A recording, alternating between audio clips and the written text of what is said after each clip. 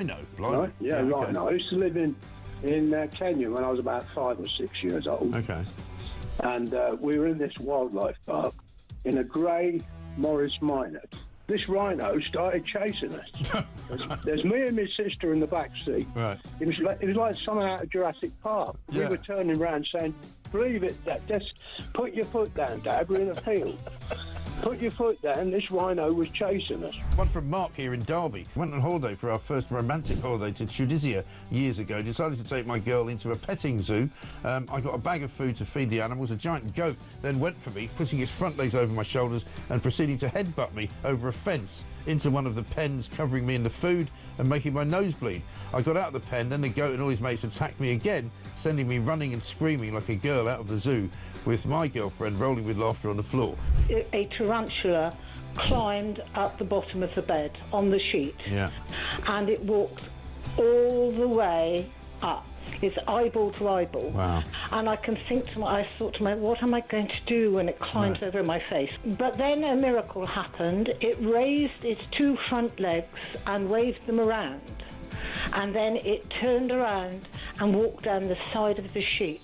Boris Johnson had been attacked by an ostrich. The former PM was enjoying a safari trip with his family when the bird leaned into his car and went oi oi and pecked his hand. In footage shared online, he quickly jerked from the ostrich, don't dirty minds away from the ostrich, and shouted, "Oh, Christ, get hell," before driving off. And so I just set it out there. Have you been attacked by an animal? When I was about 7, says Trevor Jenkins, on holiday in Spain in the 70s, a monkey pulled my long hair. It was long because it was the 70s. I was in floods of tears. And as the family car drove out the car park, an elephant ripped off the car mirror. We got the message. Spanish animals aren't to be trusted.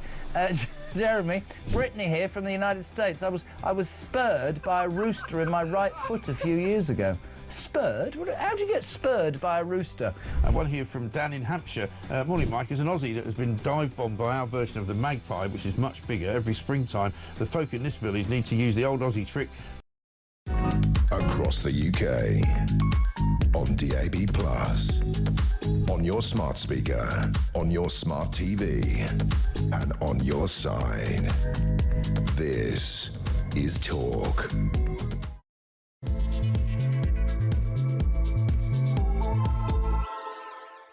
A very, very good morning. Welcome to the show. It's just coming up to 3 minutes past 10 o'clock. This is Talk, the home of common sense. You knew that already. You've been listening to MG. Whether you're listening on DAB Plus radio or on your smart speaker, watching on YouTube or on your connected device, it is absolutely fabulous to have your company today. Thank you very much indeed for joining us. I know a lot of you are off on the half term. Shove the kids out of the room and just enjoy a good listen. That's what I suggest, mainly because I've got lots and lots of top guests today.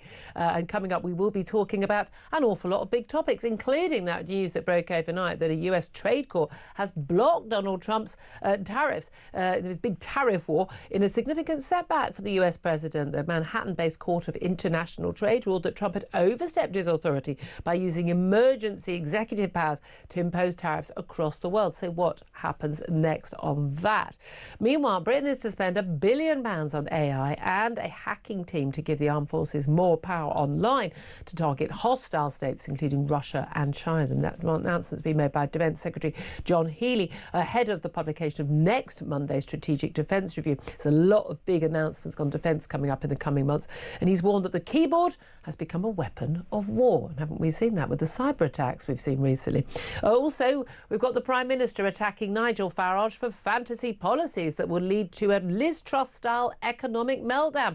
He's arguing that Reform UK's pledges would cause mortgages, bills and rent payments across the country to surge. Yeah, so will mass uncontrolled immigration, mate. Oh, yeah, and the small matter of I don't know, £1 trillion bill for net zero, which you're still clinging to. Also, we're going to go back to the subject of cannabis. Remember that lots of absolutely brilliant calls yesterday on Sadiq Khan demanding that, calling for cannabis, which is currently classified as a Class B drug, to be decriminalised for people possessing it and using it rather than for those producing it. But actually, according to Dorset's Police and Crime Commissioner David Sidgwick, he says cannabis should be upgraded to a Class A drug alongside crack because of the harm it can cause. We're going to be talking about all of that, plenty more besides. And joining me for all the chat, and goodness me, he knows what he's talking about on all those topics, Philip Ingram, MBE, former Senior Military Intelligence Officer. Good morning once again. Good morning. Looking very bright and spring-like. We've got a green jacket, red tie, pink shirt. I mean, either that or you're having a nervous breakdown. It could go either way. And orange trousers, yes. You've got orange trousers. It's this bundle of spring in front of me. It's wonderful. It's always so good to see you. Let's talk serious stuff. What, is there any? Yeah. Do we have to? There's a lot of serious please. stuff. Lots to get into. Let's get straight into it. Trump's Liberation Day tariffs. I mean, it was mad. It was one of the maddest press conferences I've ever seen at the White House when Donald Trump stood on that board and he announced his tariff. We did better than everyone else with the 10% across the board tariff. We then had this, I mean, what was it? You know, what did it go up to? 145% tariffs on China. Everything, like more tariffs on the EU. Everything then got changed because he held back and suspended some for a month, for 3 months. He even did a deal with China and cutting them back. Talked about 50% tariffs on the EU the other day. Lol. Not good for us economically either, but nevertheless still quite funny. And again, that's not happening yet. Keir Starmer and Donald Trump announced in a phone call that there was this big deal they'd done on steel tariffs and on car tariffs. I'm not entirely sure that any of it's actually come into place yet. It's all rather unclear. Now this trade tribunal, this court, and it's a federal court, 3 judges, one of whom was appointed by Trump, another one was appointed by Ronald Reagan, so God knows how he's still standing, and another one appointed by Obama, but they've ruled that basically he has overreached his powers because same with the immigration and the deportations, he used emergency powers based on there's an invasion of the United States, close the border. He's using emergency powers here, implying in some way that the trade balance was an emergency. Clearly it isn't. It's the norm in US politics and economics to basically take that executive power away from Congress and give it to himself to impose these tariffs. They're going to challenge it. The US government's going to challenge it. It'll probably go all the way to Supreme Court. We'll see what happens then. I have a funny feeling they're going to agree with this court, though. What do you make of it? Well, it shows that Donald Trump's rule by diktat, by presidential decree, is actually coming up against the stops of how but he does have the right to issue executive orders. He does have the right to issue executive orders, but there are some things that he can't give executive orders over without it going through the congressional process and the full debate process and get voted on and all the rest of it. And this is where the American courts are properly holding him to account. And the saying, 3 pillars of American exactly. And I have been waiting for this to happen for quite some time because he's been dictating the whole way through and nobody's been saying, hang on, have you got the authority to do this? People are just assuming. Well, they have. I mean, we've got these. There's I think 5 small businesses and a number of individual states have put this forward. Because if it went to Congress, it's interesting. You get an awful lot of Republicans who would be very, very pro free trade, and they also understand that the numbers he threw out were crazy. The disruption he's caused to international trade, the likelihood of a global recession as a result of these trade tariffs, if they do come back in, if they whatever, is huge. And the idea again, why is America surprised that they import more from Cambodia, than or Vietnam than they export to them? A tiny and small country where people don't have the money to buy expensive American luxury goods. I mean, it's insane. It's insane. He clearly doesn't understand I know everyone says he's a great businessman. He's not a great businessman. He really isn't. He's the only man in the world who's lost money running a casino, for God's sake. I mean, put that through your head.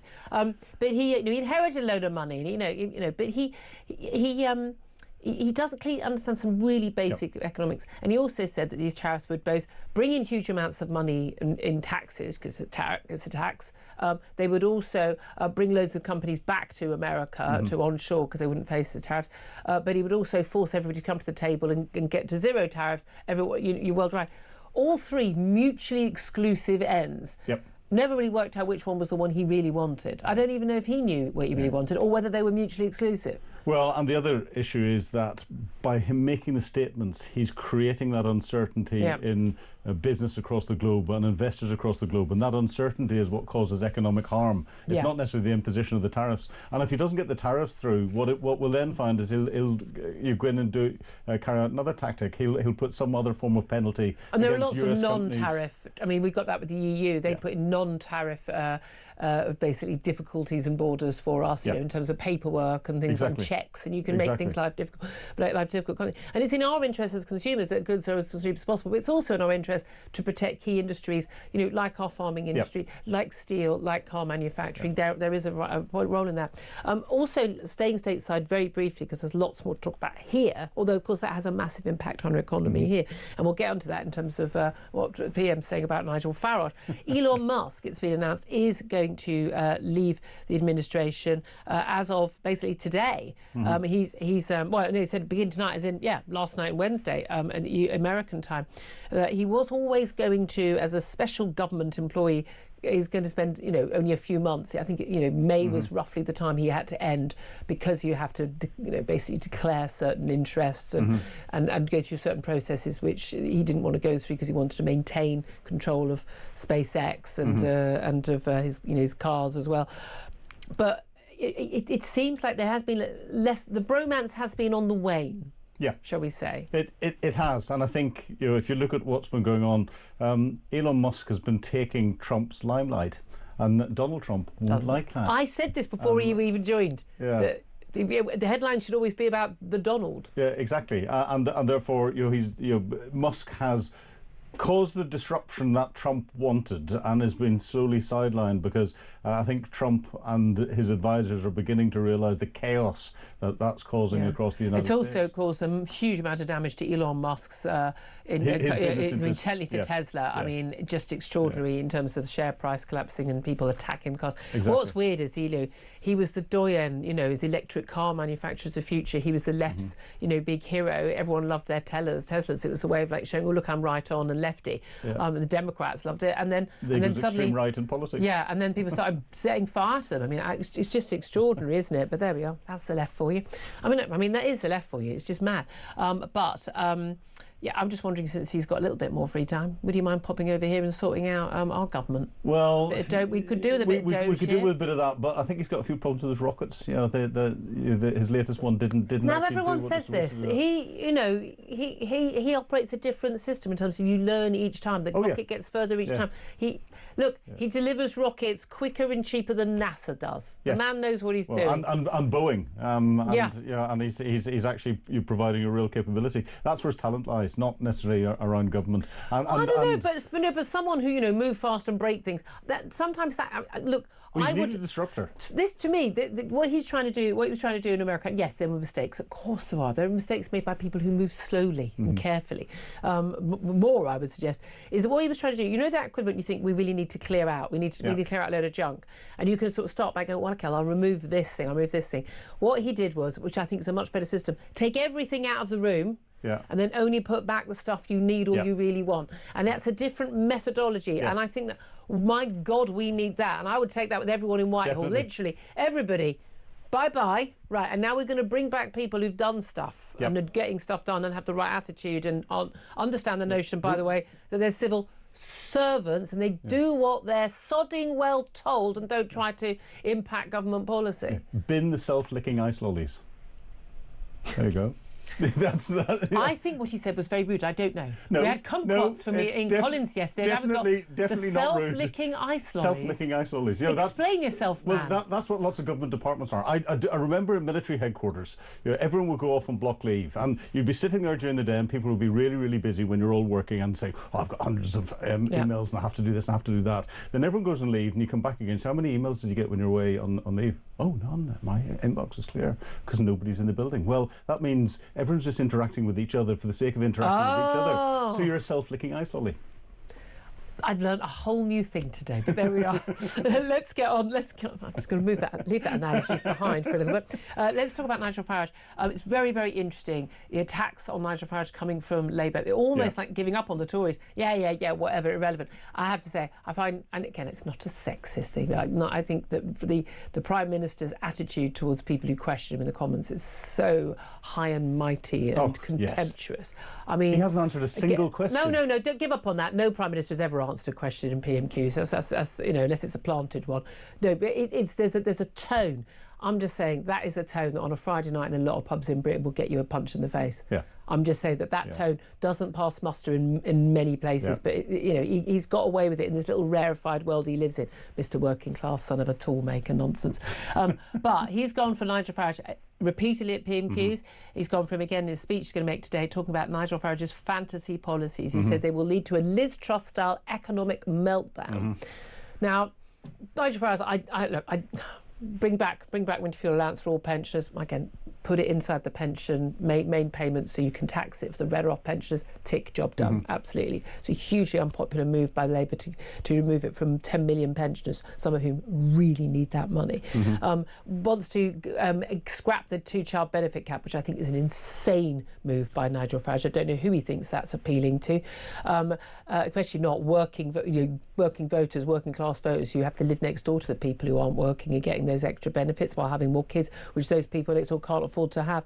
But also things like, having as it says, it's affordable, having a tax threshold of 20 grand before you start paying any tax. Again, I don't agree with that either. I want lower tax rates at lower wages, but I think everyone should be brought into the tax system earlier than they are right now, simply because people need to feel they've got a stake in how government money is spent. If you're just a taker, not giving anything, you have different views on how much tax rates should be. I think that's really important. But the idea that his policies are fantasy any more than Labour policies with net zero and this mythical £22 billion black hole. Now we've got a £30 billion black hole, and just handing, massive pay rises to train drivers and pay rises to doctors and things. I mean, they're all living in a fantasy world, aren't they? They are. Well, Keir Starmer, remember, backed Jeremy Corbyn's policies, which make Nigel Farage's claims or desires to be loose change down the back of the sofa. Very good point. So, what this says to me is Starmer is concerned about Farage. Five MPs in Parliament, and Starmer's got a huge majority, and Starmer's concerned about this tiny little party. He's seen the way it's destroyed the Tories, and he's now going, crikey, this is going to get me in exactly the same way. And he's gone on the attack mode. And they used to ignore reform and laugh at them, and that's not. Well, they're still doing that nonsense. Oh, he's a posh boy thing. No one cares. Yeah, but that's just wrong. And we've got politics by soundbite, and this is where Farage knows perfectly well that we're 4 years out from a general election. He can put these. It's another 4 years of this. 4 years. Yeah, and 4 years of us talking about it. Sorry. But Nigel Farage self-licking ice lollies, apparently. Exactly. Nigel Farage can come out with anything that he wants to say that he can do this stage out to scare Starmer even more, to force Starmer to try and attack him, and then leave Starmer vulnerable. Starmer's not good whenever he's on the back foot, and absolutely Farage is putting not on the back foot at the minute. Absolutely not. I'd love to hear your thoughts on this. Do get in touch at 03444 499 1000. The Prime Minister particularly accusing Nigel Farage of fantasy policies that will lead to a Liz Truss-style economic meltdown. It's a very good point that he backed. They're going to write off all tuition fees. They were going to spend. I mean, there was going to be a huge amount of spending. Nationalise everything. Oh God, it was going to be as these companies' contracts ended. Well, they weren't going to buy out the train companies. They hadn't actually said how they were going to do it. They didn't have. They were a bit surprised to actually get so close to winning. I think most people were terrified as was 2017. It's one of the reasons why Boris won so big. Exactly. People didn't want him. But again, no doubt at all Starmer is running scared. But are Nigel Farage's policies, are they fantasy? And if they are, and some of them, let's face it, are there any more fantasy than anyone supporting net zero or all these payouts? And I mean, loads of, I think most of our politicians live in fantasy land on their spending. I want to hear from you. 03444 499 1000 is the number to call. Text the word talk in your message to 87222. Get in touch with us on X at Talk TV. Calls are charged at the national rate. Text costs one standard network rate message. Love to hear from you about Donald Trump as well and that news about the tariffs. Let's also talk about the Liverpool parade crash suspect. It's still being held in custody, still being questioned. There was a midday deadline yesterday for police having already been extended for him to be questioned before any charges can be brought against him. And it was extended once again. Which is very interesting because so much of what this driver is accused of is on camera. Yep. Numerous witnesses. He being charged with. He faces charges likely. He's under arrest for numerous attempted murder. We know 79 people now known to be children. Babies.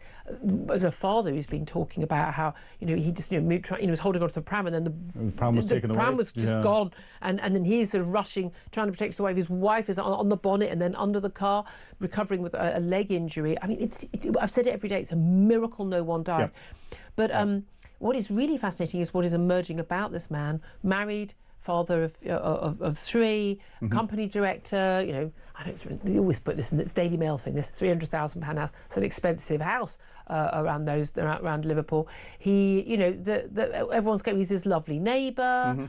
The first thing the wife knew about it was when she saw the car on the news and the police turning up. But then we also got these allegations that there was that he was under the influence of drugs when this happened.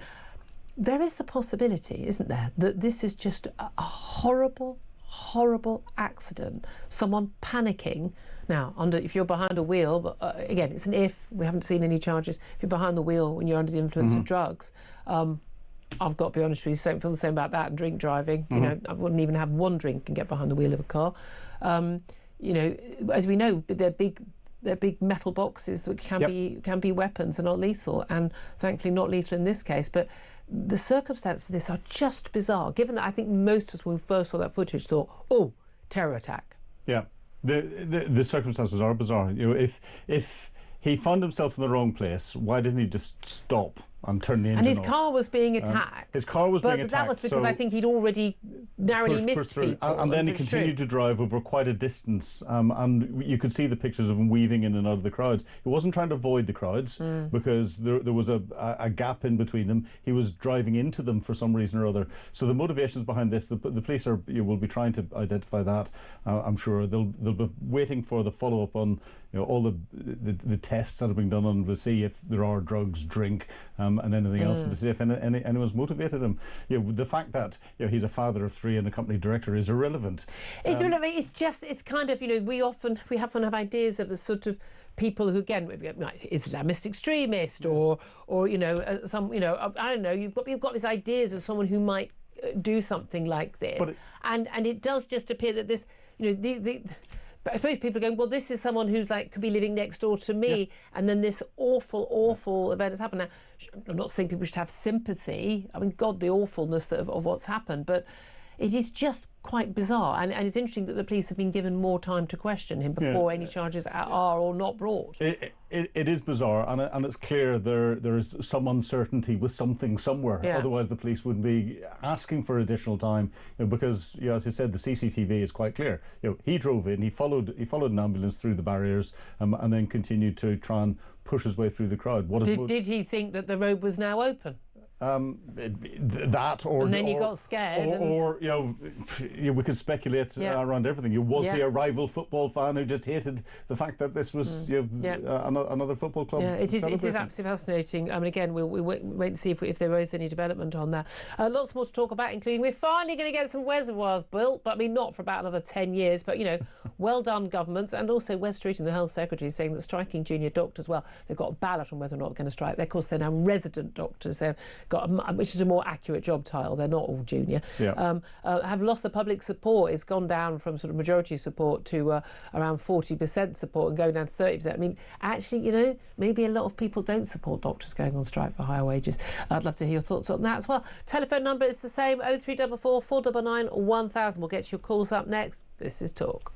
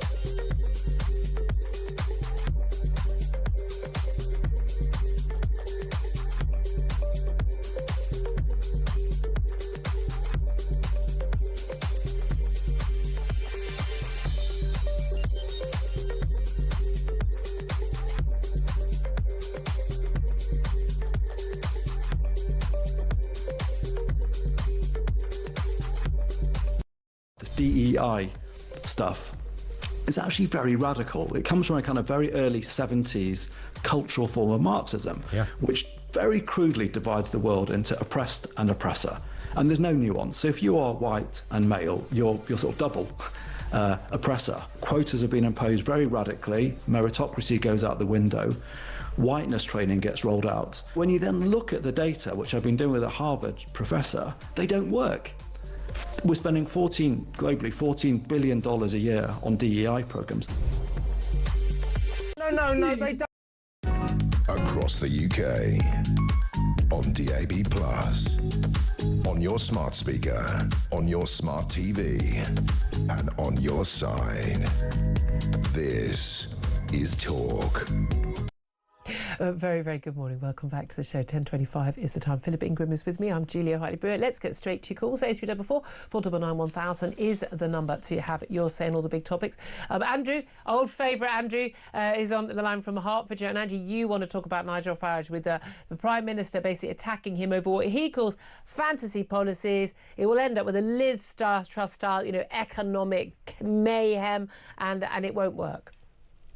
Yeah, it's interesting that you compete with other news stations and you never mention them. You just lead with the story of the day. Philip's, all your guests are crackerjack, Philip's crackerjack, and you drive it forward.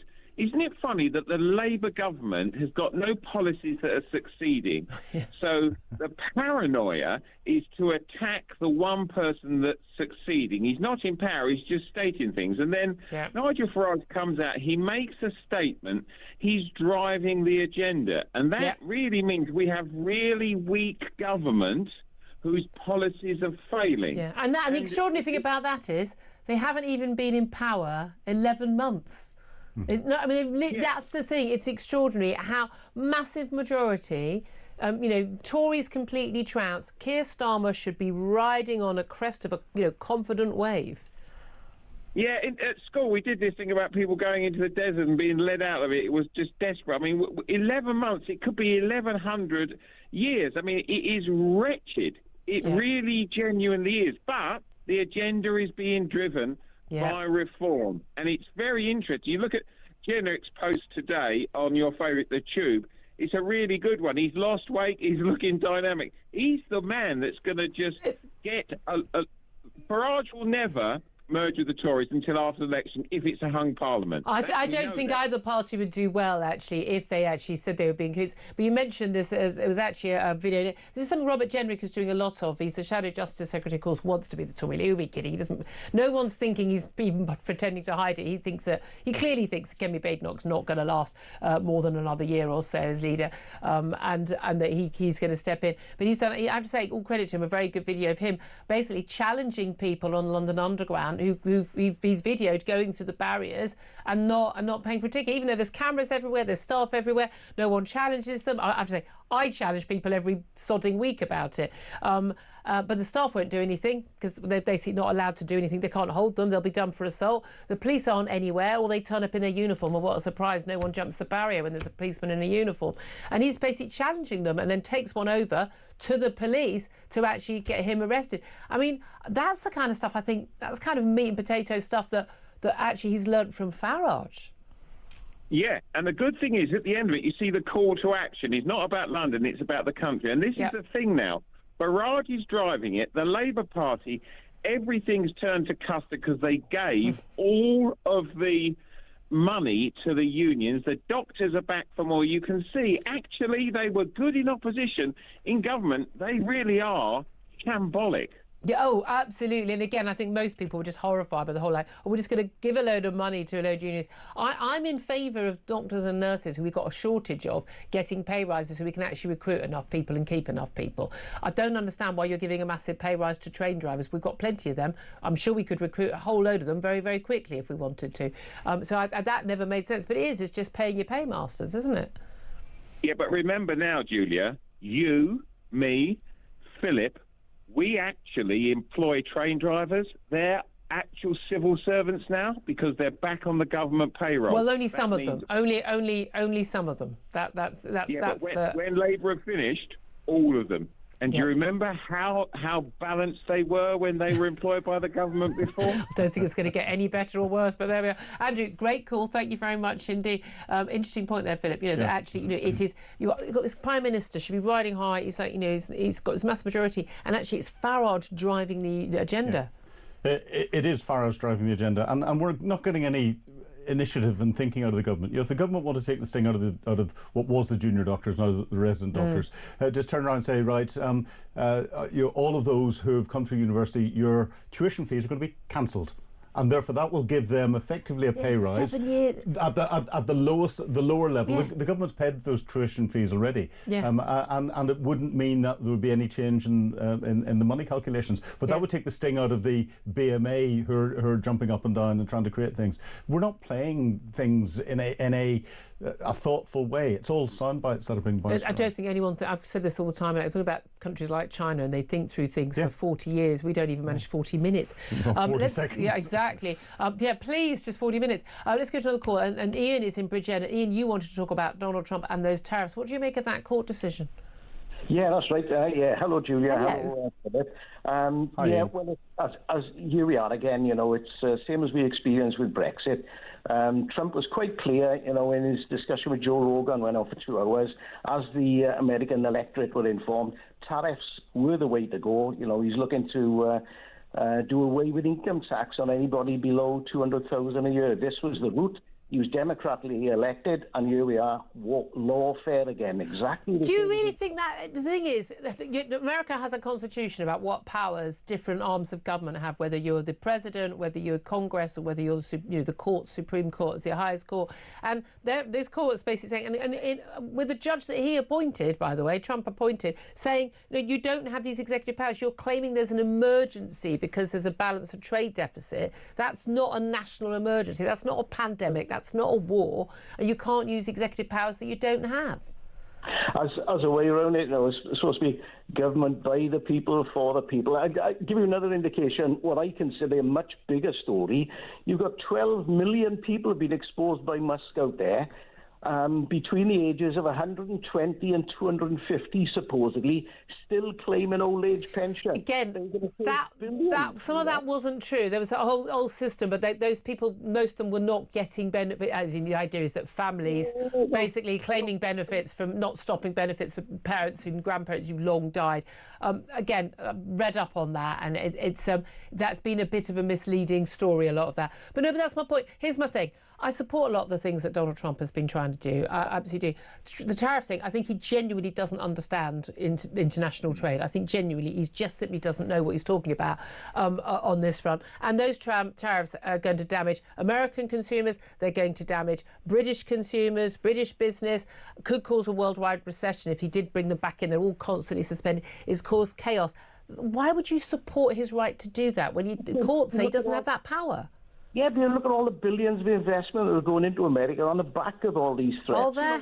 He's a businessman, is he?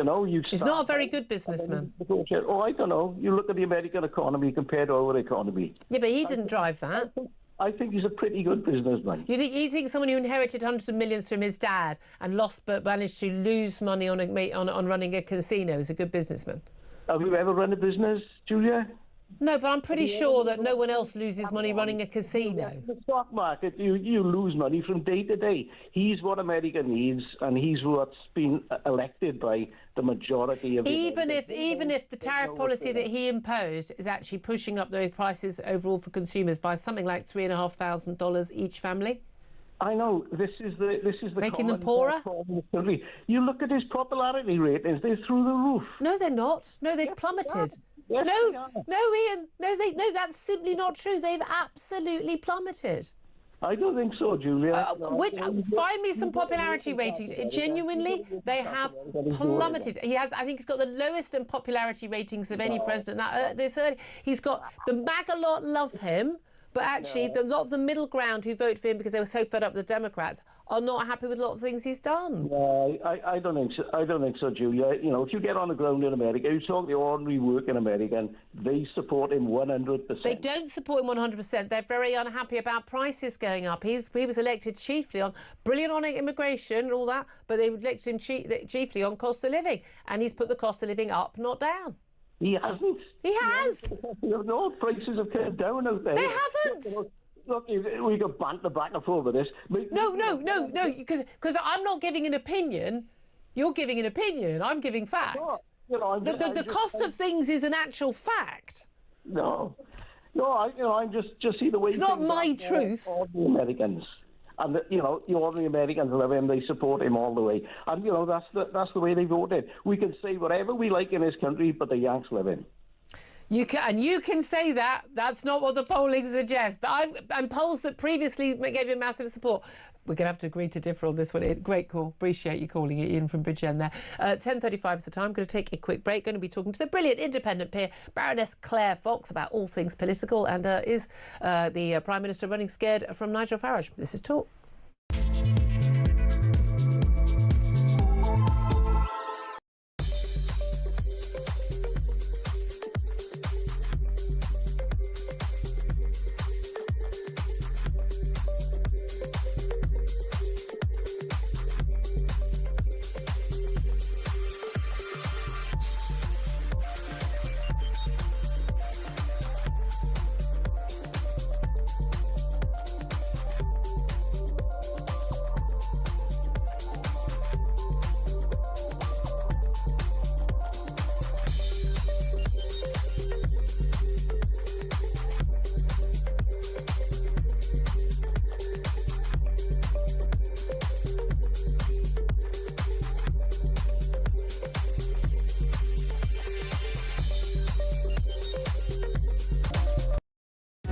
Across the UK, on DAB+, on your smart speaker, on your smart TV, and on your side. This is Talk. This is Talk. Welcome back. 10:36 is the time. It's already got lively. Keep those calls coming in. 0344 499 1000 is the number to call.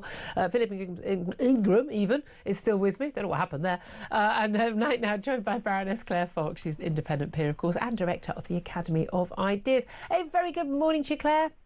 Good morning, Julia. Always good to talk to you. Let's start, if we can, with Nigel Farage, Prime Minister today. I mean, he used to just mock and ignore, alternately, Nigel Farage. Now, this little party with just 5 MPs, even though he's got this massive majority, Keir Starmer, he's been in power for almost a year.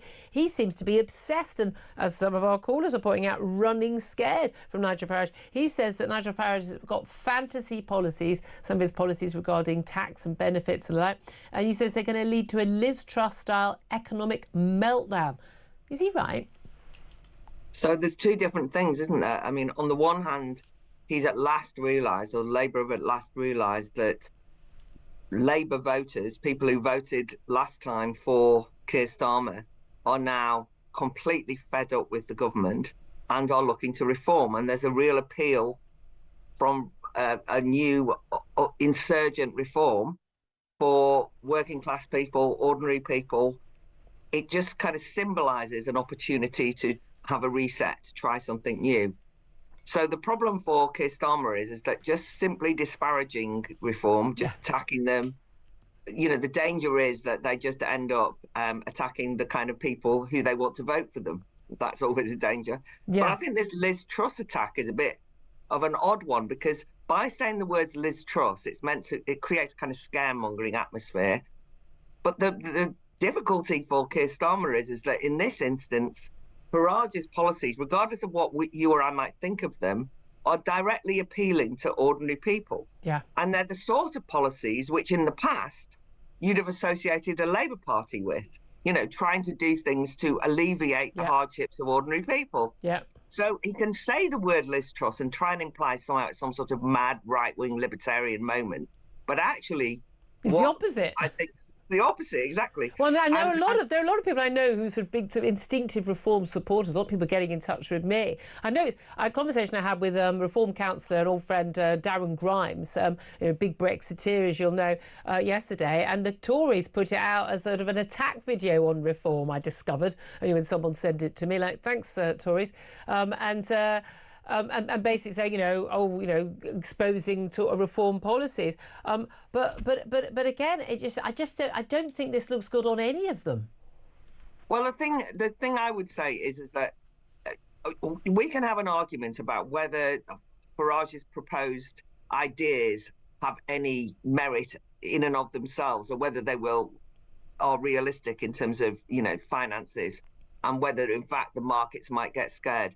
But I think, as your previous caller, the Welsh gentleman who made a very passionate defence of Donald Trump, in some ways, at this stage at least, a lot of this is symbolic. And so if you sort of say to people, you voted for this, and either in America the courts have got in the way, or if you say the markets won't let you do it, that makes people more defiant, because it feels like it's a slap across the face for a democratic decision. And it goes back to Brexit, and all the clever people in the banks don't think this, all the big business don't think this is a good idea. Since when do we vote to benefit them? But that's the thing, is that there are so many people who we inclined to be, and I say people getting in touch with me, reform voters, who actually are much more into the free market. And what on earth is Nigel Farage talking about? Giving winter fuel allowance, giving that back to a lot of pensioners, very popular policy. But if it's not inside the actual pension, it's a one-off number, you can't tax it from the richer pensioners. But also scrapping the 2-child benefit cap. That is an incredibly popular policy, but particularly among working class voters who live next door to the people who basically keep having kids and can't afford to pay for them, while these people get up at 6 a.m. and go to work every day. Yeah, but you can have rows about these specific policies. That's what I'm trying to say. You're saying it's the big picture. I'm saying it's a bigger picture, and I think that if you actually look at it, the mood is such that people want to trust a new regime in a way. That's what they're looking for. And so there's lots of things about reform that you say, I agree with that, I don't agree with that, or I'm not sure about Farage, or I think this, I think that. And yet still, the opinion polls, which are not an election, I know, would indicate that in the end, people are prepared to throw their hat in here. And there is some parallel here with what's happening around Europe, with what in fact happened in relation to the vote for Trump. Yeah. And it's almost as though, I mean, you made the point in your exchange earlier, well, is Trump popular now? But the point is that there's something about the mood which kind of has propelled the need to shake things up and change things dramatically. But whatever we've done before hasn't worked. It's not looking after us. So we'll try something new. What do you make of where going on to Labour policies? I mean, Health Secretary Wes Streeting, he's spoken out against junior doctors who are currently having a ballot on whether or not they should be going on strike or not for another big pay rise. Now, they're wanting 29%. That's a huge pay rise they're looking at. But they've only they had 22% a couple of years ago. That was actually backdated 2 years, and it did cover a period. Certainly, half of that would have been when we had 11% inflation. Not many other people got those sort of increases. That said, we have a shortage of doctors. We can't retain them. We can't recruit them. There is an argument in the free market. You need to pay people more if you're going to get them in. But Wes Streeting has basically said, look, don't vote for this ballot because you don't actually have the support of the public, and you'll choke the chance of the NHS to basically start, properly dealing with the massive backlog of treatment that's needed. They have got recent YouGov polling showing that back when doctors first went on strike last summer, we're looking at 52% of the population, so more than half the population supporting doctors in their strike action. Now we are looking at just under 40%. So that's quite a big fall in terms of the number of people who were willing to support doctors. But again, still more than I'd expect. What do you make of it? So I think that Wes Streeting's got a bit of a problem, and he's one of the cabinet ministers I've got a bit of regard for, to be honest. He's been better than most. But I think that rhetorically he's in trouble. He announced that he was going to get rid of NHS England. Everybody said that if he was going to give that huge pay rise to the junior doctors, who I see have now renamed themselves so they're less junior. Well, they're not junior, they're highly experienced doctors. I know, so they should be called resident doctors. The name change is confusing. Yeah. We all call them junior doctors. Yeah. Anyway, all I'm saying is Wes Streeting said that he was giving that pay deal and that would be part of a major reform of the NHS. Yeah. The difficulty we've got is the major reform of the NHS bit of the deal has not occurred. Yeah. So what we have here is a repetition of doctors coming forward and saying, we demand more, we demand more. Whereas at the same time, the much vaunted and rhetorically promised reforms, like get rid of NHS England, but he said that, but nothing seems to have occurred. And so we all know that the NHS is not fit for purpose at the present time. So I think that this time round, when the junior doctors say that they're going on strike, there's much more disgruntlement about the state of the health service. I also think that the BMA has been exposed slightly as, rather than being some sort of neutral body that just represents doctors, has kind of revealed itself to be a rather more politicised organisation. I mean, they were one of the first people who came out, just to use an example, to say that despite the Supreme Court decision, that a section of the BMA came out and said biological sex is not biological. Yeah, we don't want to go to any of those doctors. Don't let those people treat your children. Exactly. I can say. So I think there might be I think that there might be a waning regard for the BMA as a kind of simply a representative body. And I've heard various interviews with people from the junior doctors this morning, and I have to say they didn't cut a very sympathetic figure. They kind of got a bit hard left. I also, by the way, a lot less sympathy for the NHS. I mean, we had again on the Supreme Court ruling. I think it's the Birmingham NHS Trust, where they're basically offering, very, very lengthy, counselling and courses for people who were traumatised by the Supreme Court decision and the statement of biological fact of what a woman is. And of course, it's during working hours, and this is when they are literally cutting the number of staff, not actually delivering, for patients, but they've got time to send staff on these voluntary courses that will cost a fortune, paying all these DEI grifters. I mean, I think most people literally like, you know what, if you can't give me a cataract operation within a few months, but you've got time to go on some sort of, I'm really traumatised because apparently men aren't women course, then I'm not sure you should be employed by the NHS and paid for by taxpayers. And all I'm saying is those are the very same people who now are acting a very entitled way. Yeah. I mean, like you said, it's absolutely appropriate that you pay people fairly. It's absolutely appropriate that people have the right to strike. But if you feel as though you're being made a mug of, and that people are in a very time when we all know that there's less to go round, the economy is not exactly thriving. And when you've got sections of the public sector, even when it's the health service, you can no longer get away, it seems to me, with saying, I am virtuous because I represent the NHS. Yeah. Ever since lockdown, in fact, there's been a much more ambivalent relationship between the public and the NHS. I don't think we're banging saucepans for them again, put it that way. No, exactly. I think it's changed. Absolutely. So I hope and think that the BMA might find that their ballot is less successful this time, but certainly I think the public attitude has changed. Yeah, they may have overplayed their hand, mayn't they? Baroness Claire Fox, always a good talking to you, independent peer. Thank you very much indeed. Philip Ingram, do you think the BMA have overplayed their hand? I think they have, and I think it's sad that the BMA have gone from being the professional body for doctors and providing professional standards to being more of a militant union, more akin to the train drivers and others. That's a very sad move. They're properly hard left, a lot of the people. They are, and they're representing professionals. The proper white collar workers, if we're getting into the old vernacular, rather than blue collar workers. But they're doing it from a blue collar behaviour perspective. That's not the way we should be treating this. No, absolutely. I'd love to hear your thoughts on that. Have you lost support for the doctors if they went on strike again? 0344 499 1000. Up next, going to talk to former Detective Chief Superintendent of the Met Police, Kevin Hurley, about this row over cannabis. Should it be decriminalised, or should it be made a Class A drug? Also, a Talk Radio exclusive about fly tipping. That's coming up next. This is Talk.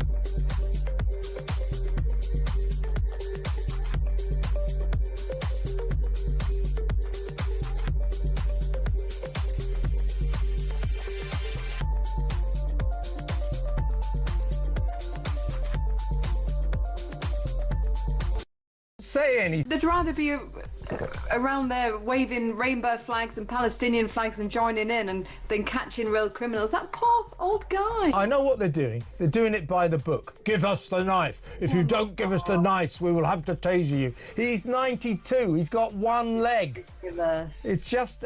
I think they need striking off, to be honest. Well, they are going to come before a disciplinary board at the police where they'll be tried. The poor man, and he's dead now. That's terrible. It really is.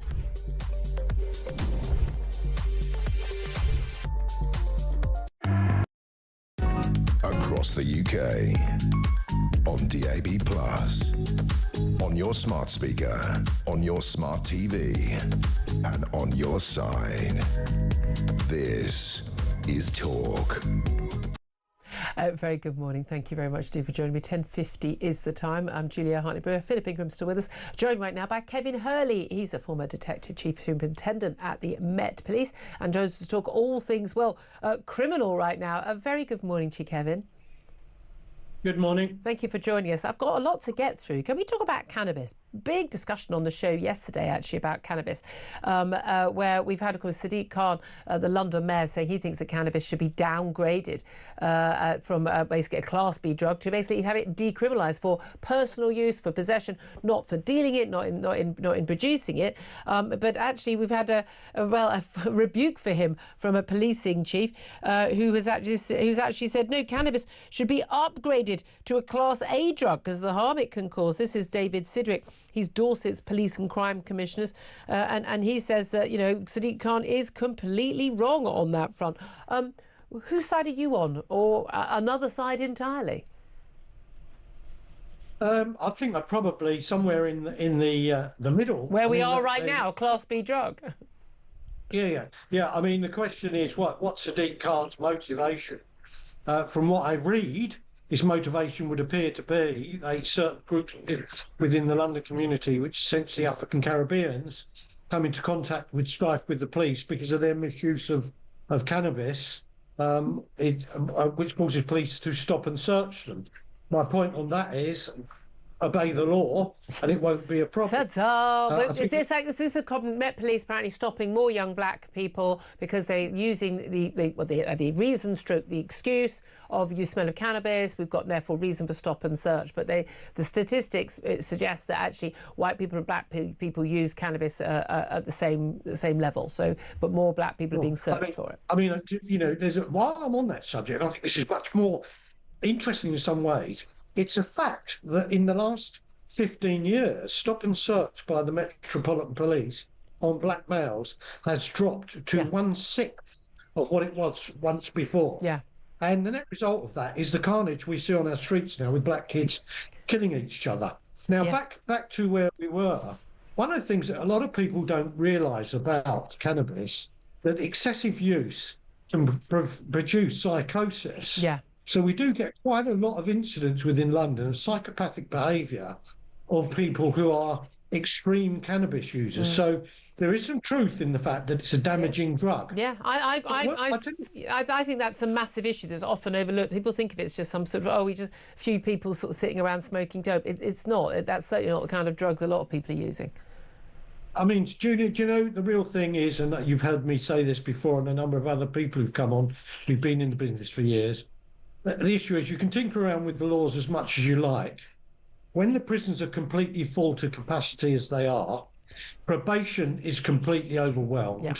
Court cases are backed up by years, and the police are hemorrhaging experienced staff. There's no point tinkering with all these laws. It's window dressing. Yeah, and also again, they're not enforcing the law as it currently is. Well, this is an interesting thing. Yeah, a lot of people say you can tackle the organised crime gangs by legalising the drug. Lots of time we were talking to people on the show yesterday talking about legalising all drugs even, and taxing it and even regulating it and the like. But it's interesting. Organised criminals will always find a new way of making money, and it's interesting. We've got a talk exclusive today about fly tipping becoming the new county lines as crooks are cashing in on the waste racket. And basically we've got record levels of fly tipping. Basically it's industrial scale, and gangs are making millions a year. They go and pick up lorry loads of rubbish, charge people for it, and then they don't pay to go and take it to the dump or dispose of it themselves. They literally just dump it by the sides of roads, often in the countryside. It looks awful. It costs a fortune to be cleared up, and these people are making millions, it seems, and no one seems to do anything about it. Yeah, you're right. I mean, I live in the worst affected borough of the worst affected county in the country, which is Elmbridge in Surrey. And the reason is because the A3, the M3 and the M25 all go round it. Yeah. The London, and these are organised criminals. Yeah. Pick It's the not stuff up in some London, random bloke come doing down a to bit of few work on his home and then he's got a few bin bags and he just puts No. them in the countryside. They're paying. Sure. They're being paid by people to take their rubbish away.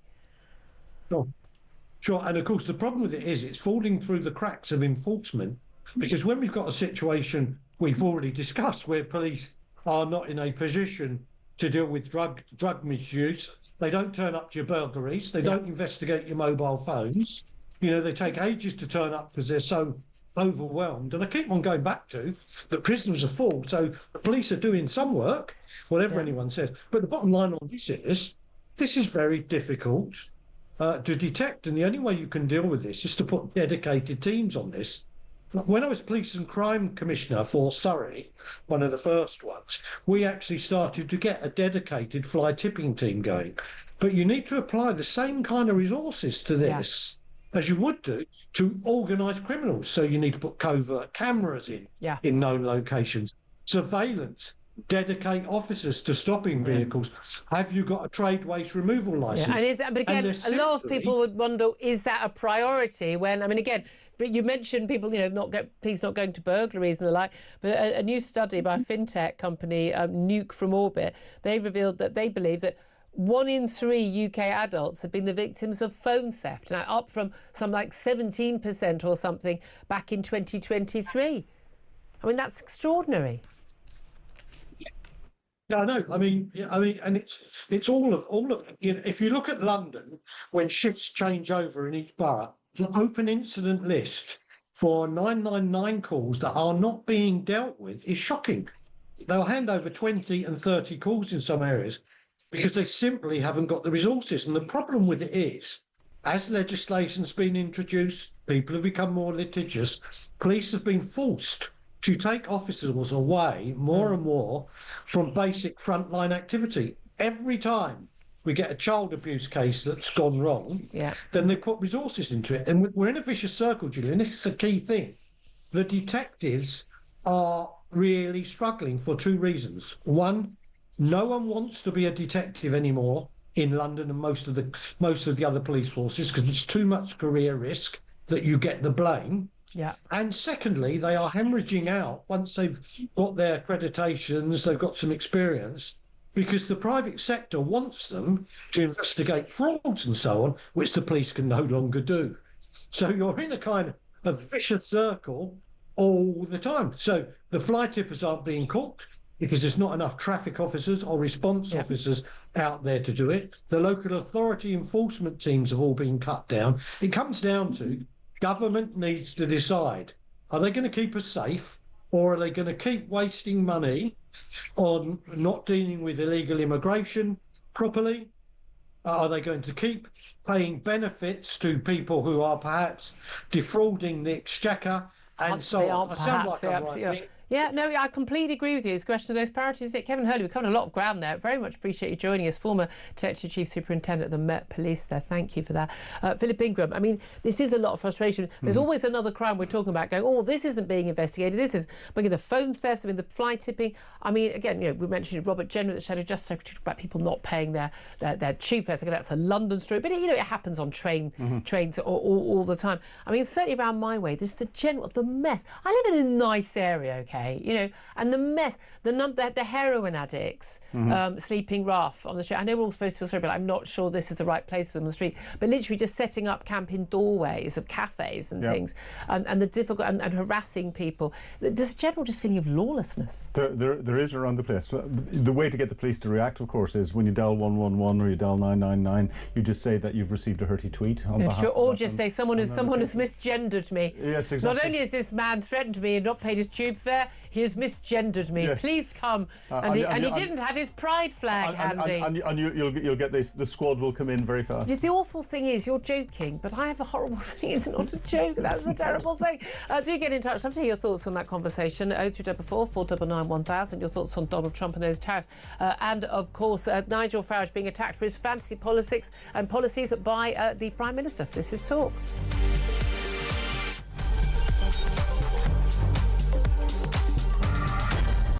Stop being swooped.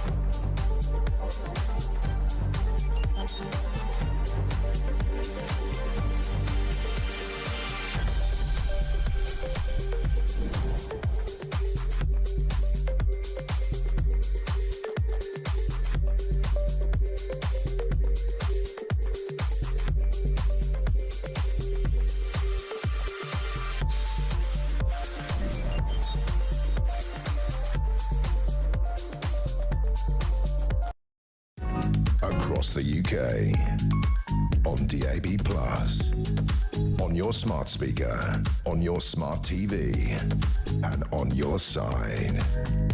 This is Talk.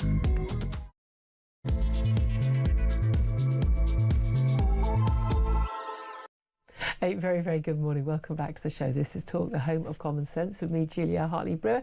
Joining me also, of course, is Philip Ingram, MBE, former senior military intelligence officer, as he often does. Oh, you always does, pretty much. It's very reliable. It's very reliable. Can't get rid of him. Whether you're listening on DAB Plus radio or on your smart speaker, watching on YouTube or on your connected device, it is always absolutely great to have you join us. Lots more coming this hour, including Donald Trump's tariff war. Is it over? A US trade court has blocked Donald Trump's tariffs in a significant setback for the US president. The Manhattan-based Court of International Trade, no, I hadn't heard of it either, ruled that Trump overstepped his authority by using emergency powers to impose those executive orders and impose tariffs across the world. What will that mean for us and the rest of the world? Plus, the Health Secretary Wes Streeting says junior doctors, now known as resident doctors, have lost the public support for strike action in their bid for a bigger pay rise, gone down from over 50% to just under 40% support. Still have a heck of a lot of support for people to go on strike and not provide, I mean, what we know are life-saving services. When junior doctors, resident doctors go on strike, people die. It is really that simple. Plus, Elon Musk has stepped down from his role in Donald Trump's government. Musk said that his scheduled time as a special government employee was coming to an end. He thanked the US president for the opportunity to reduce wasteful spending through his appointment at Doge. Plus, the Environment Secretary Steve Reed has taken more powers to control the planning system over here.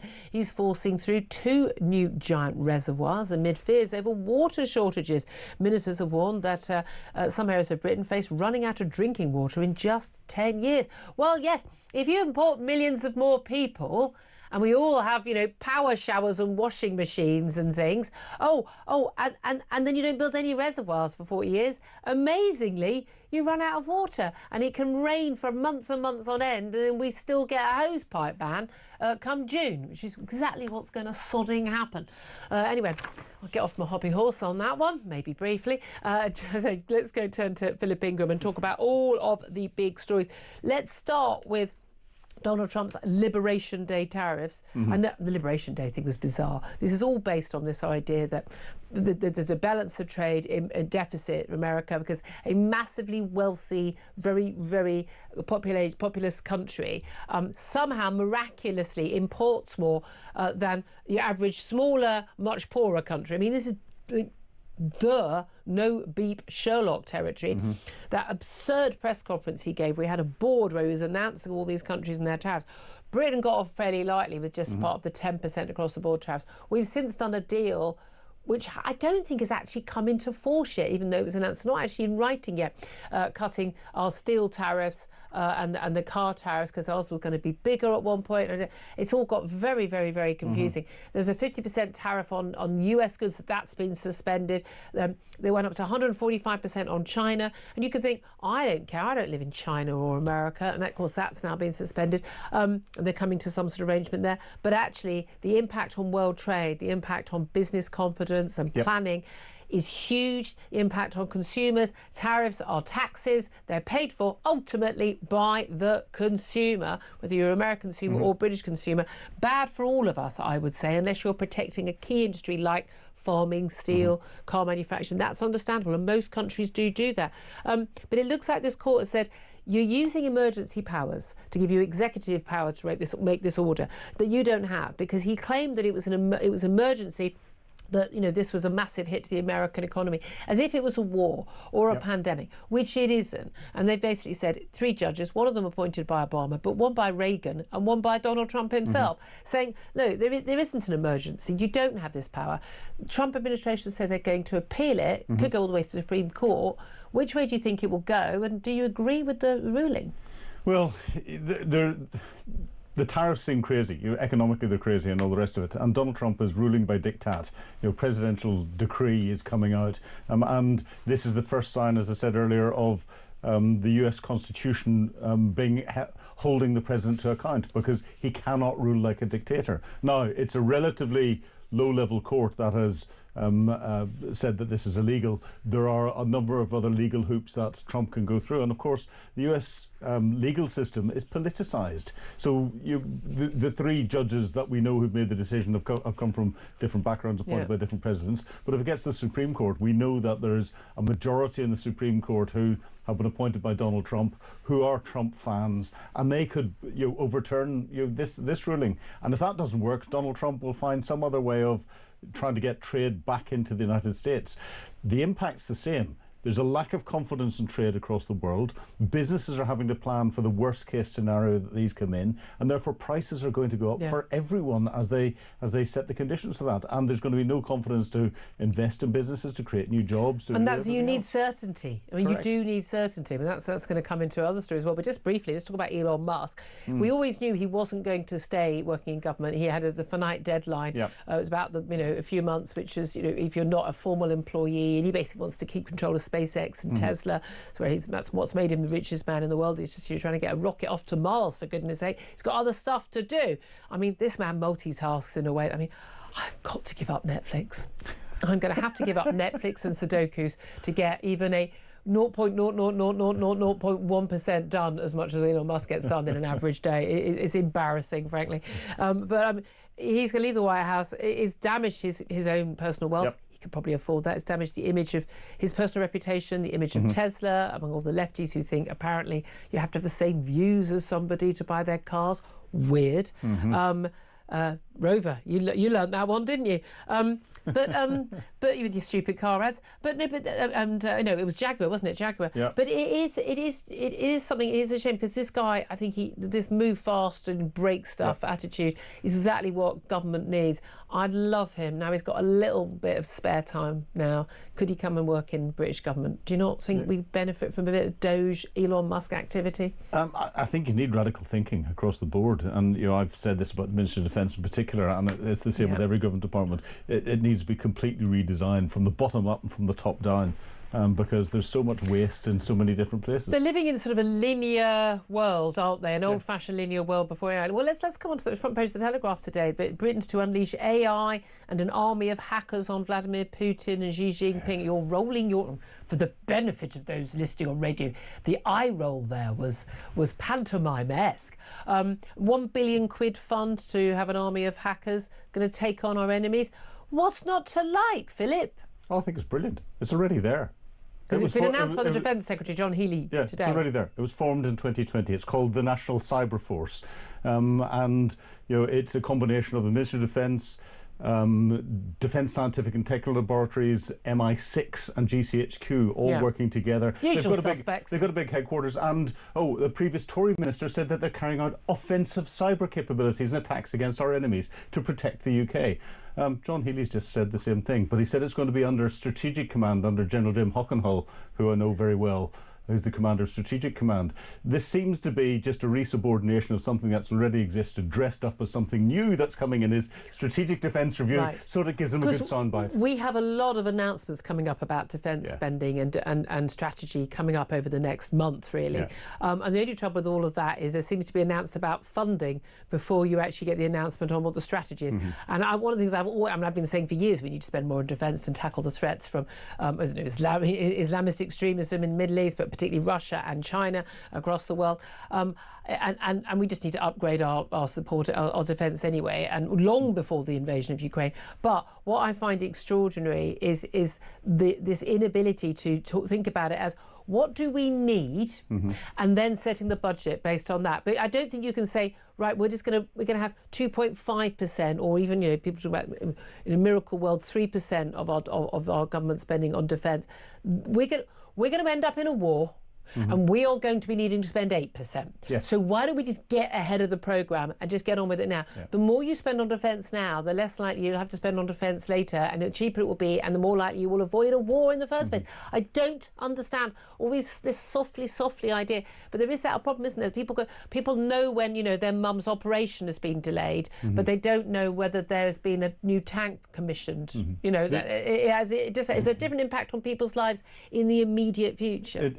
It does, and I've seen people argue to say the National Cyber Force is dealing with big strategic stuff, and this is a new military bit that's going to look after supporting the military and military operations. I've worked at this sort of level. They all have to work together. Yeah. What the cynic in me is saying, what this is doing is resubordinating the National Cyber Force into the Ministry of Defence, so that the numbers that can come out will suggest that John Healey in his Strategic Defence Review is increasing the size of our defence force. But it's not really. In different ways, but it's not really. I mean, again, this That's is life life or death stuff. Yeah. Oh, okay, fair enough. I thought it was just you'd had enough of me. Yeah. No, it's a brilliant force. It's a brilliant concept. It's definitely needed, but it's already there. It's already there. Okay. There's actually an awful lot of Labour's announcements have been of things that were already on the way. Things that Rishi Sunak was planning to do, but then randomly decided to go out in the rain and announce a general election to lose. I mean, utterly bizarre. Makes you wonder whether Labour's got any sensible ideas themselves, which is interesting because today Keir Starmer is going to argue that Nigel Farage's fantasy policies, that's what he says, fantasy policies are going to lead to a Liz Truss-style economic meltdown. He's had the pledges on things like benefits and on tax rates and the things would cause mortgages, bills and rent payments across the country to surge. By the way, they already have, mate. And again, we know that there's a lot of absolute lies that talked about Liz Truss's what she did. And by the way, all the things affecting our debt, which caused the meltdown in the markets when Liz Truss did it. We've got higher debt levels now under Labour. I mean, it's just insane. But Nigel Farage on Tuesday did a big set-piece speech. Parliament's not sitting. They always have a go at him for not being in Parliament when he's doing other things, but he was there making a speech on Tuesday in Westminster. Had a lot of cuts through, talking about reversing the cuts to winter fuel payments, scrapping the two-child benefit cap, and also a plan to slash income tax. The idea of hiking the personal allowance all the way to 20 grand a year, so you wouldn't pay any tax until you were earning 20 grand a year. Institute of Fiscal Studies said that one alone would cost between 50 billion and 80 billion a year. Well, you're going to have to get the tax back from someone else. So, OK, you don't pay tax up to 20 grand, and then we're going to whack you with 40% tax or something. I think that is uncosted. I think that is fantasy, that policy. I think it's actually a policy I wouldn't support. I'm massively opposed to the scrapping of the two-child benefit cap. I do believe that we should reverse that cut to winter fuel payments, and think politically it'd be crazy not to do that. But are Nigel Farage's policies any more fantastical than Labour's or the Tories, given A, they support net zero, and B, their manifestos were exposed by us and everyone else, Institute of Fiscal Studies and others, as completely made-up numbers ahead of the last election? I don't think Nigel cares. He's creating sound bites to increase his popularity. And most people don't pay attention to the detail. Exactly. He's getting more airtime than Kemi Badenoch, more airtime than Ed Davey. He's only got 5 MPs, and Keir Starmer is singling him out to attack because he's running scared of him. And that's the key thing. That's significant. I am very aware when the Conservatives, the leader of the opposition, Kemi Badenoch, when she makes a speech, she makes an announcement. We often don't even cover it on the show. Because you think, well, they're not in power. No one right now thinks the Tories are going to win the next election, certainly not on their own. Things can change. Never say never in politics. I wrote a piece about Nigel Farage possibly being the next Prime Minister. It was about Elon Musk, and actually he's got more chance possibly of getting Nigel Farage into power at the next election than getting a rocket on Mars, and a lot of people, they were laughing at me last December. Oh, don't be so silly. Look at the polls now, guys. Exactly. Look at the polls now. I do better than Mystic Meg and all the economic and political forecasters on what I think is going to happen. What are the lottery numbers this weekend? I've been right about a lot more than they have, and certainly on policy. But again, for me, the key thing is any party leader is still supporting net zero. Lives in an absolute fantasy territory and is bankrupting the country. I'd love to hear from you, though. The Prime Minister accusing Nigel Farage of fantasy policies which will lead to a Liz Truss-style economic meltdown. What are your reaction to that? And in particular, why you think the Prime Minister is attacking Nigel Farage? Barely mentions the Kemi Badenoch on the Tories these days. Is he running scared? Should he be? Give us a call, 0344 499 1000. That's the number to call to have your say on that. Of course, you want to talk about Donald Trump and his tariffs or any of the other big stories in the news. The potential doctors' strike. Do they have your support if they went on strike for more pay? 29% pay rise? Really? I'd love to hear your thoughts. 0344 499 1000. You can text the word talk as well to 87222. Get in touch on X at Talk TV. Calls are charged at the national rate. Text cost £1, standard network rate message. Let's talk about Britain's doctors. Resident doctors, as junior doctors are now called, they are being balloted right now by the British Medical Association whether or not they should go on strike to get this 29% next pay rise. 22% before, that was over 2 years. The average they actually got was 4%. But no reforms have actually come into place alongside them, interestingly. But Wes Streeting, the Health Secretary, says, look, the latest polls show, you used to have above 50% support for going on strike. You're now down below 40%. You don't have the backing of the public. Do you think that's true? Well, if it's true, then the current government has got in with no backing of the public, and they're in. So Wes Streeting hasn't got the backing of the public yet. He's still making policy. Good point. I think our doctors and our nurses don't get paid enough, and I think they should get paid more. However, holding the country to ransom for 29% at a time when they can see that everything's strained. These are professional people who can see what it is that's going on, and if they're selfishly going out when others can't get it, they can always leave being a doctor and go and be a train driver and earn more money. Well, they could, and again, we don't want them to do that. No, or they could go to Australia or Canada. I don't think most of them are going to do that. I think one of the problems we've got, GPs working a 3-day week because because they got paid enough that they could get away with doing a 3-day week, and then you've got shortages going of GPs. I mean, that's been a massive, massive issue. Yeah. And it's not just, young mums. It's, it's middle-aged, couples, working as doctors, don't we have to do a 3-day week? They go, oh, but it's such a stressful 3 days. Well, it wouldn't be if you worked a 5-day week. And I think if you take on a job like that, that is a 5-day-a-week job. Not like silly job, not like silly. Well, I mean, my mum was doing it 5 days a week and then being on call at the weekend as well. I mean, not a silly job like what I do. I mean, yapping on the radio is something, but people aren't going to die if they can't, tune in. I mean, you'll feel like you are if you can't tune in, but it's not the same as actually having a health emergency. But we do have an issue. We don't have enough. The NHS has got a shortage of key people. No shortage of net zero officers or DEI officers or HR, but a massive shortage of people who are paid less than all those people, most doctors and nurses. And if we're going to get people in any other field, you're in IT, you can't hire a new IT employee. You have to up your wages and up what you're offering. But why is it any different in the NHS? I don't think people should be doing a job for the love of, God, just sort of being, putting on the uniform. But we need to pay people the money to get them in to actually do the job. We do, and I think we need more radical thinking. As I've said before, I think to get more people in to do medical degrees and nursing degrees and all the rest. We of limit the number of people who could do medical degrees in this country madly. Yeah, we should take the limits off. We should not charge tuition fees for people who want to go in there. All of a sudden, people are going to. Or you have to do 10 years in the NHS, and then we'll write off your fees. And then you say, but by not charging, you've got a 10-year penalty or a 10-year return of service. That's something that the military used to do whenever they pay you to go through a degree. You had to do a But the key thing about a lot of these doctors, they're not the ones, the consultants who are earning a fortune. A member of my family, a lot of the oldies are getting the cataract operations, but being told, like, you've had one cataract operation on the NHS, but you've waited 6 months for it, and then you can have your second one, but it'd be another, basically, 4 to 6 months for the second one. Well, okay, so, and how much would it cost to go private? I don't know, $5,000 or something. And we'll get them tomorrow. Friday. Yeah. I mean, literally, it's the same doctor. It's the same NHS consultant, and they, most of them get most of their work from NHS patients who can luckily afford to go private there. But that's just not good enough. It's just not good enough. I'd love to hear your thoughts on this. Do get in touch. 0344 499 1000. As there's a number to call. Let's also talk about building reservoirs.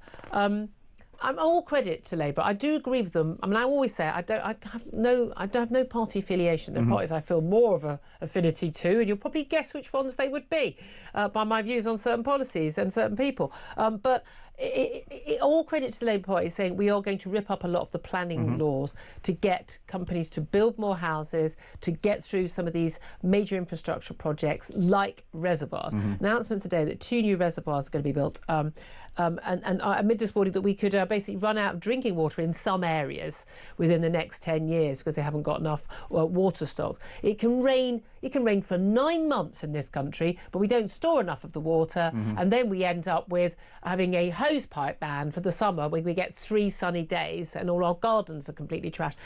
It doesn't. I mean, I genuinely, you watch your lawn that you've tended for months and months and months, and no, you're gonna have to get the watering can out, get the cups out and pour water on that way. It's insane in a country that is this rainy that we do this.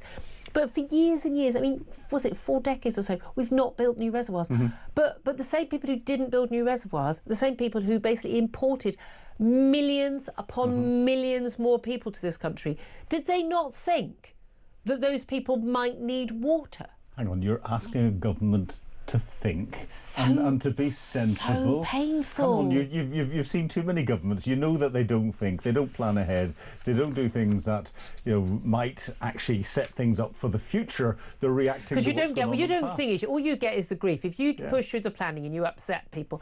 Also, it's not like you're knocking down houses. These reservoirs are in the middle of nowhere. Well, there's been a few where they've flooded villages and they've had to move people out. Well, don't build them there then. Well, exactly. But I think geology dictates where you can put your reservoirs and bits and pieces, and that's why. But apparently, these are going to take like years to build, which is extraordinary. And that's why there's no shortage of water in Scotland or Wales, and Northern Ireland's got its own problems because of the pollution that's in Lough Neagh in the centre. But it's Southern England, and a lot of people around the rest of the country don't care what goes on in Southern England, and that's why people sit there with amusement on their face when they hear this. They do, but it happens across. We've also got massive leaks from the water companies. Then we have those big fines from the water companies. Guess who's going to end up paying those fines? Not the water companies. Not the water companies. They're going to pass it on to us. It's insane. Yes. None of it works. It really doesn't. Look, there's so much more I want to talk about. Lots more calls coming in on both Keir Starmer attacking Nigel Farage, on Donald Trump, but also actually talk exclusive today about fly tipping. Yeah, it's organised criminals now. This is a multi-million-pound business, paying homeowners, paying to get you to take away the stuff, and then you just go and dump it. Ka-ching, ka-ching. It is big business. We'll talk about that and plenty more coming up. 0344 499 1000 is the number to call. This is Talk.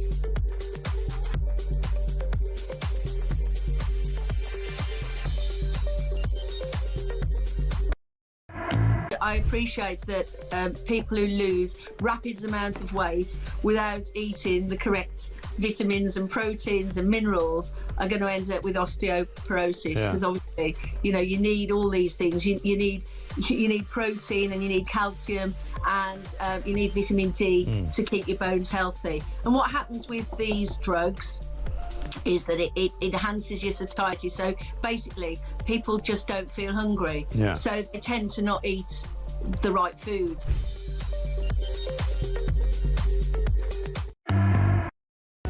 Across the UK, on DAB+, on your smart speaker, on your smart TV, and on your side. This is Talk.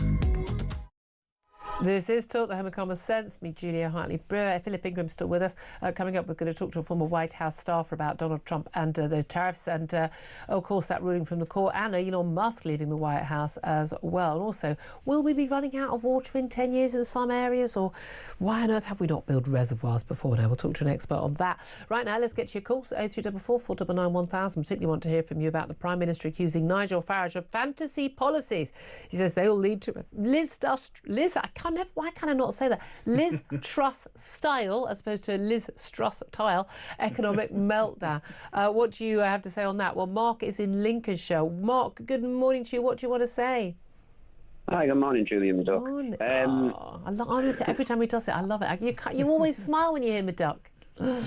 What do you want to say about that? I always have a smile when I say it. It's a nice saying. Isn't it? It's a nice greeting, anyway. Yeah. I am a little bit disgusted with you and Philip this morning, I must admit. What have we done? Why aren't you two stuffing your blooming faces this morning? It's National Biscuit Day, for goodness sakes. What? What? No one told me that. Shoot the producers. National Biscuit Day, May 29th. We're going to be sacking all the production team, all two of them. Do you know what? I'm going to come out on a limb here, Mark, in terms of my more controversial comments. I'm not big on biscuits. I like, if I'm gonna go for something like that, I'll go cake or chocolate. Well, you could kind of get away with that a little. I'm just saying, I like sort of unadulterated, like. Okay, favourite bit. No, utterly pointlessly. Favourite biscuit, Mark. Favourite biscuit, dark chocolate digestive. Bourbon creams. I knew bourbon creams. Yeah. Very, very old school. Yeah. Well, I'm going to go. The flavours change. I'm going to go freshly baked chocolate chocolate biscuits, where you actually got the lumps of chocolate in. Yeah. Do you think chocolate's the thing? Chip cookies, Should we get on to a proper topic, Mark? Yes, let's try that. So look, you want to talk about Starmer, don't you? Farage and Starmer, yeah. Well, it's really painful to say it. I kind of agree with Starmer, I kind of don't. Farage's policies aren't particularly fantasy. Well, quite frankly, I'd prefer him to be going a lot harder than he is. He's not somebody I'll be voting for, to be quite honest. You'd like him to be going harder? Yes, well, I'm a member of UKIP, Julia, and we actually have some proper core principles on this stuff, You're saying a lot of people are saying that that Farage is kind of moving a little bit to sort of be all things, all men, and moving to the middle a bit more. Is that a criticism you'd make?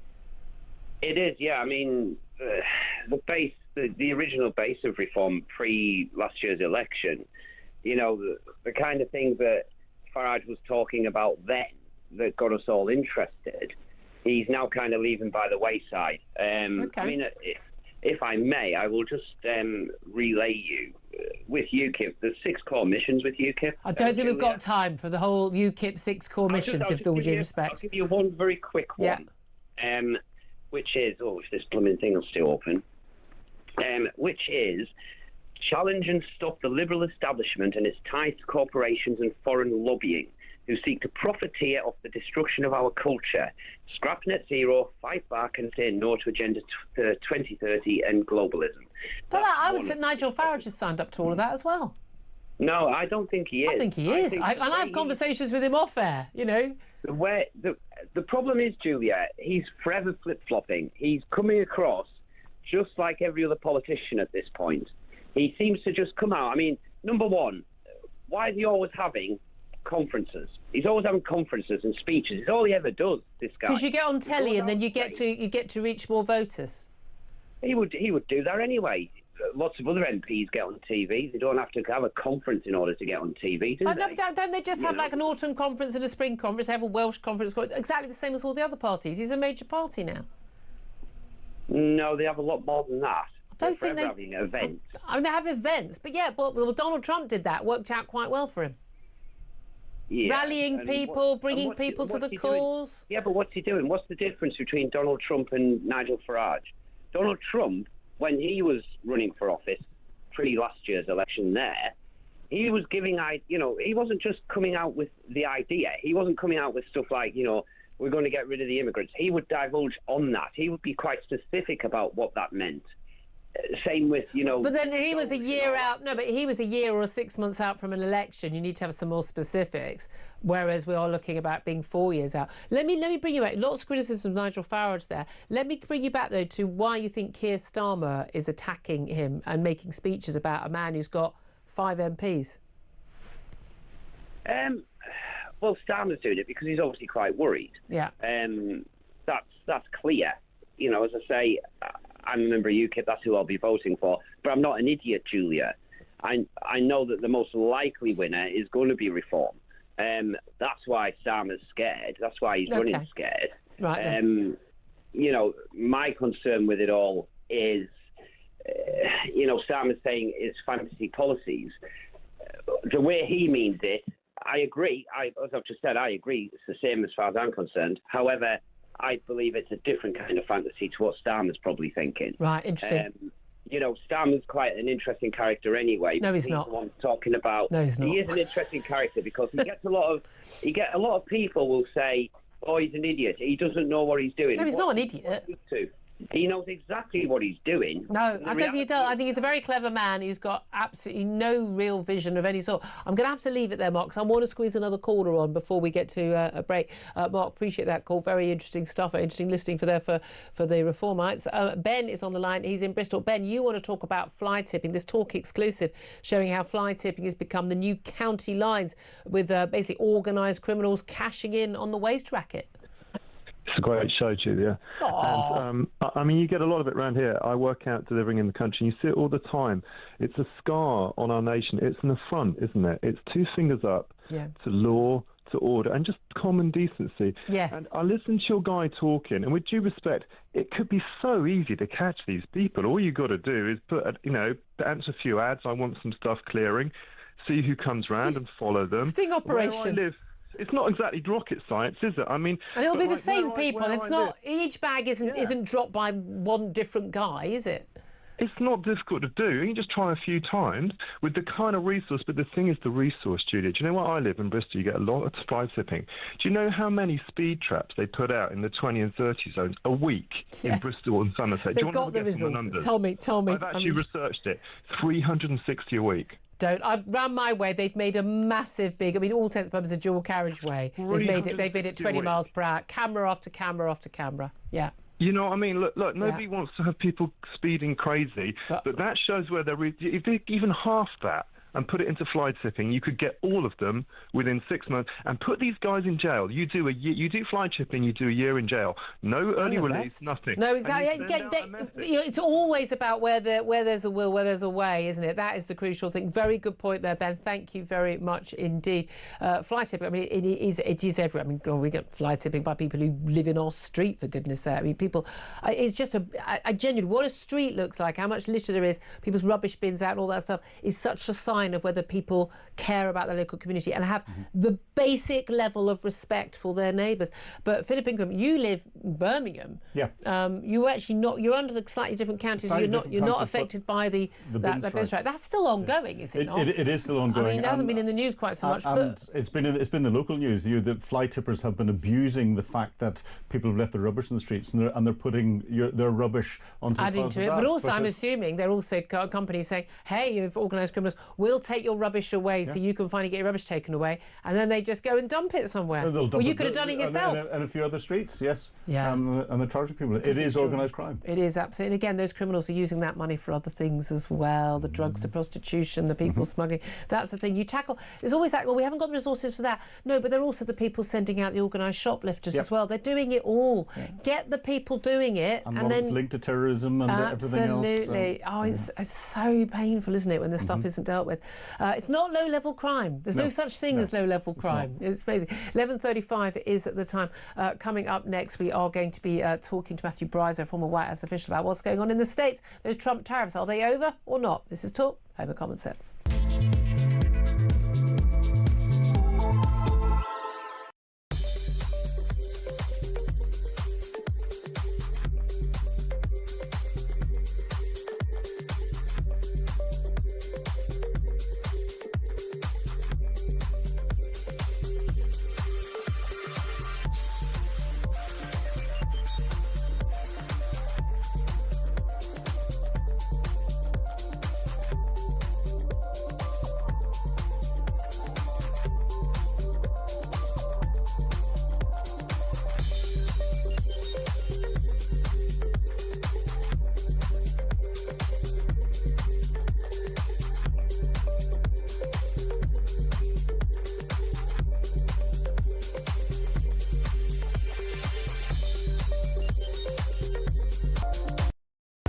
Across the UK, on DAB+, on your smart speaker, on your smart TV, and on your side. This is Talk. This is Talk, the Home of Common Sense. Thanks for your calls, your texts coming. I haven't got any texts yet. I've got to them. I really must read them, some of those out to you. But the Prime Minister has been is accusing Nigel Farage in a speech today of fantasy policies that will lead to a Liz Truss-style economic meltdown. He's just started giving speeches, giving remarks during a Q&A at a business in the Northwest. He's rolled his sleeves up. You know what it means when a politician rolls his sleeves up. Oh, it shows I mean business and I'm down with the common man.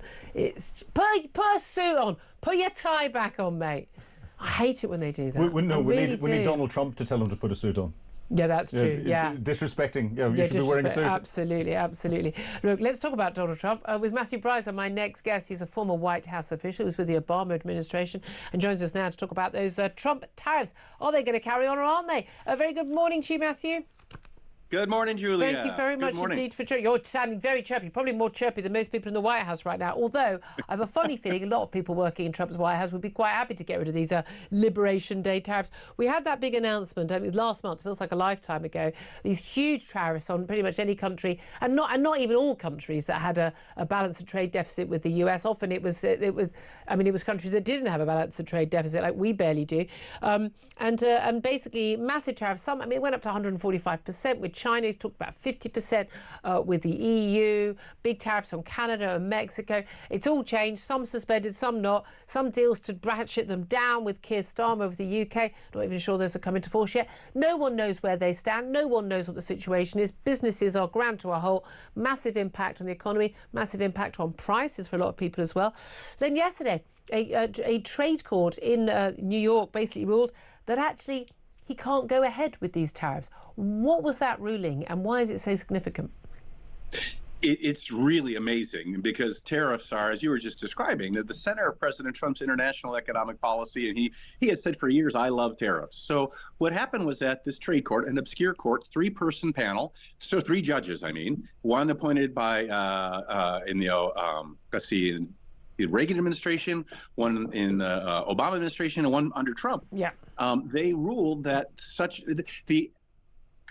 the Congress delegated authority to a U.S. president to impose tariffs only under emergency situations, essentially. And this is not an emergency situation. Therefore, Trump does not have the authority to impose tariffs. Rather, only the Congress does. Yeah, basically, it's the same as he's actually said, for instance, used these emergency powers to, for instance, deport people and close the border on the basis there's an invasion, warlike invasion of the country, using the executive order powers there. And a lot of people are saying he's just, he's taking too many powers that the president under the Constitution doesn't really have. Look, we know that the White House is going to challenge this. They're going to appeal this. It could, very quickly end up in the Supreme Court. How do you think the Supreme Court would rule on this? Yeah, so the Trump administration already appealed this injunction, and then it's going to appeal the case as well. And it will, I think it'll certainly go to the Supreme Court. How the Supreme Court will rule, I personally, it's just a guess, right? But I believe the Supreme Court will likely rule against the administration because it seems pretty straightforward that the United States is not facing an economic emergency in trade. Well, that's the key thing, isn't it? His view on tariffs, and again, out of kilter with lots of Democrats, but also with a huge number of Republicans in Congress and Republican voters in terms of who've been very much afraid of free trade. Tariffs are taxes. I don't know how anyone can say, as Donald Trump did, tariffs, my favourite word in the English language. It shouldn't be, mate. We know that ultimately they get passed on to the consumer. Now, he did have this argument that he wanted to base. There were 2 or 3 different arguments. One was he was just going to, force all these companies to, to come back onshore. Don't make your products over in India or China. Make them here or Canada or Mexico. Make them here in the United States, and then we'll get the jobs back. That's great, apart from the fact that, of course, labour costs in the United States compared to somewhere like India are so ridiculously different. That's just not tenable, and people need to be sure those tariffs are going to stay for 20 years to make it worthwhile to build the factory. We've had a bit of onshoring, but not that much. Also, he'd bring in a load of money, billions and billions, towards paying for things in America by imposing those tariffs. And the other was that he was going to use it as leverage to get to 0 tariffs with other countries. Now, all 3 of those things might be good for America, but all 3 are, as been pointing out, mutually exclusive. You can have one, but you can't have the other 2. You simply can't do it. He hasn't achieved any of them, has he? No, not yet. It's still very early. He made a point earlier this week that he's not looking for a deal with the European Union. He's not negotiating. He just wants to impose tariffs just for the sake of it. And as you said, Julia, you can't achieve all these objectives at the same time. If the goal is to raise revenue, that means more money out of the pockets of American consumers into the federal government. But if that's the goal, then if you bring back manufacturing into the United States, then you lose that ability to use a tariff. So I think that at the end of the day, what you said at the very beginning is right on target, which is that there are many people in his administration and in his White House who don't like this unorthodox economic policy. Yeah. And in fact, at the end of the day, he's creating such a mess, especially in the U.S. bond markets.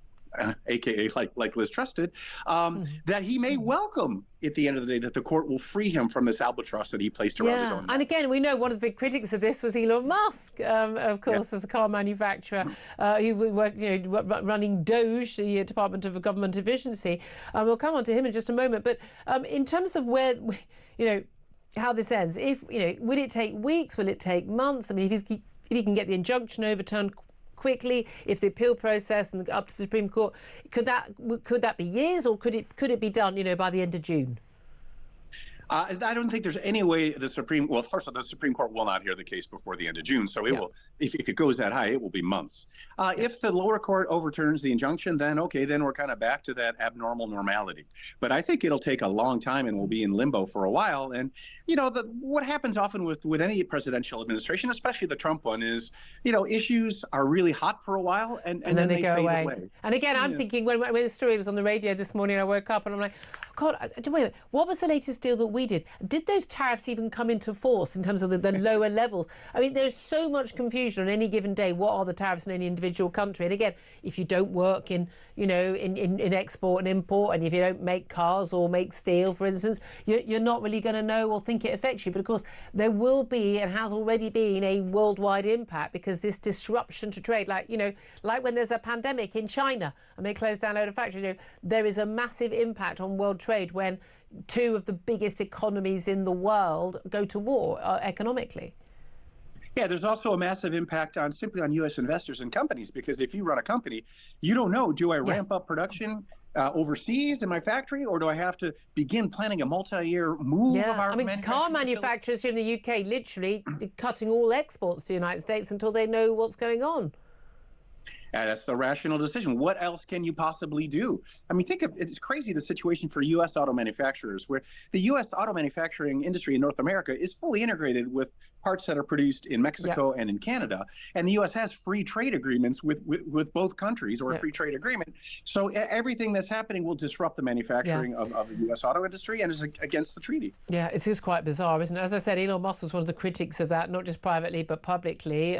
But he's going to be leaving the White House, and we always knew his job was temporary, running the Department for Government Efficiency, Doge.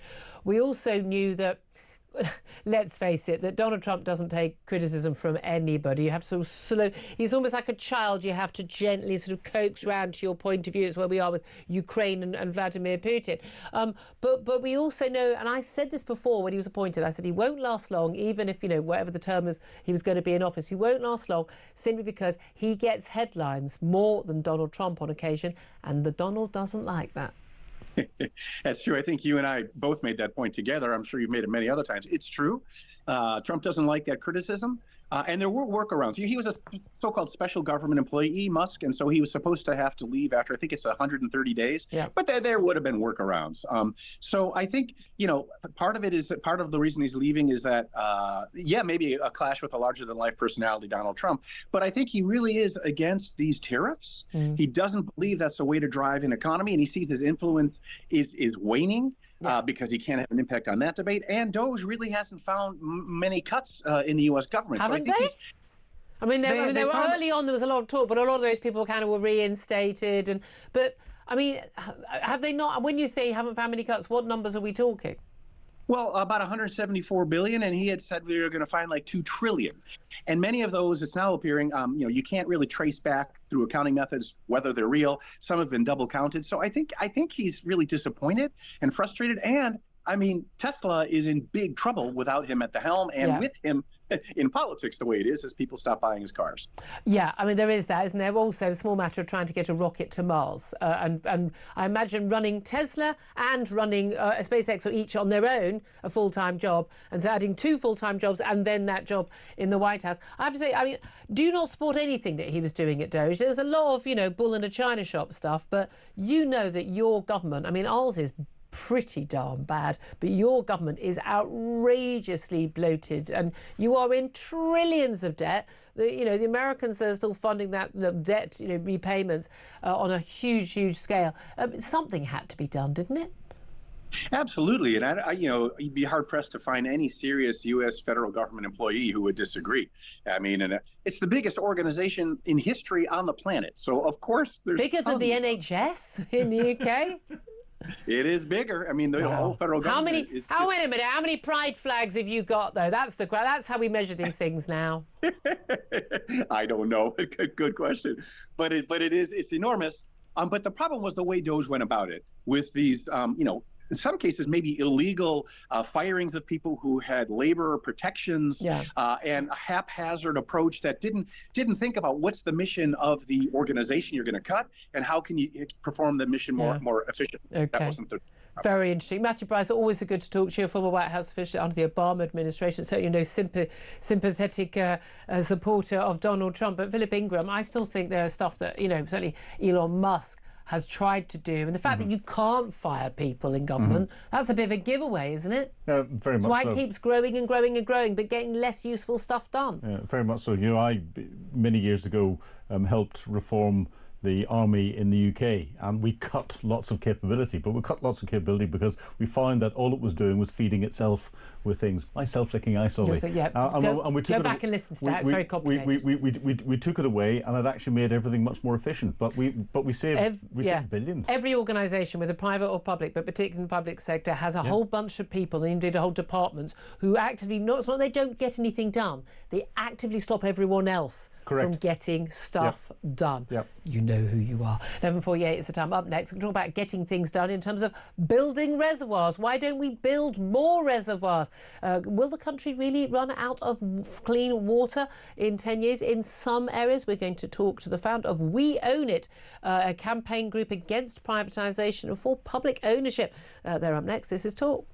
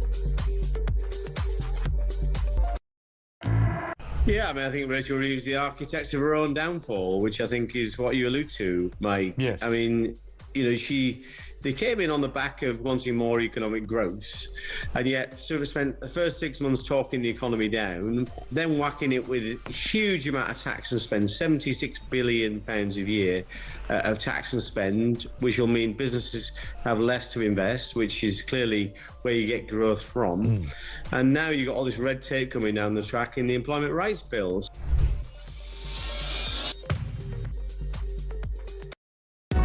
Across the UK, on DAB+, on your smart speaker, on your smart TV, and on your side.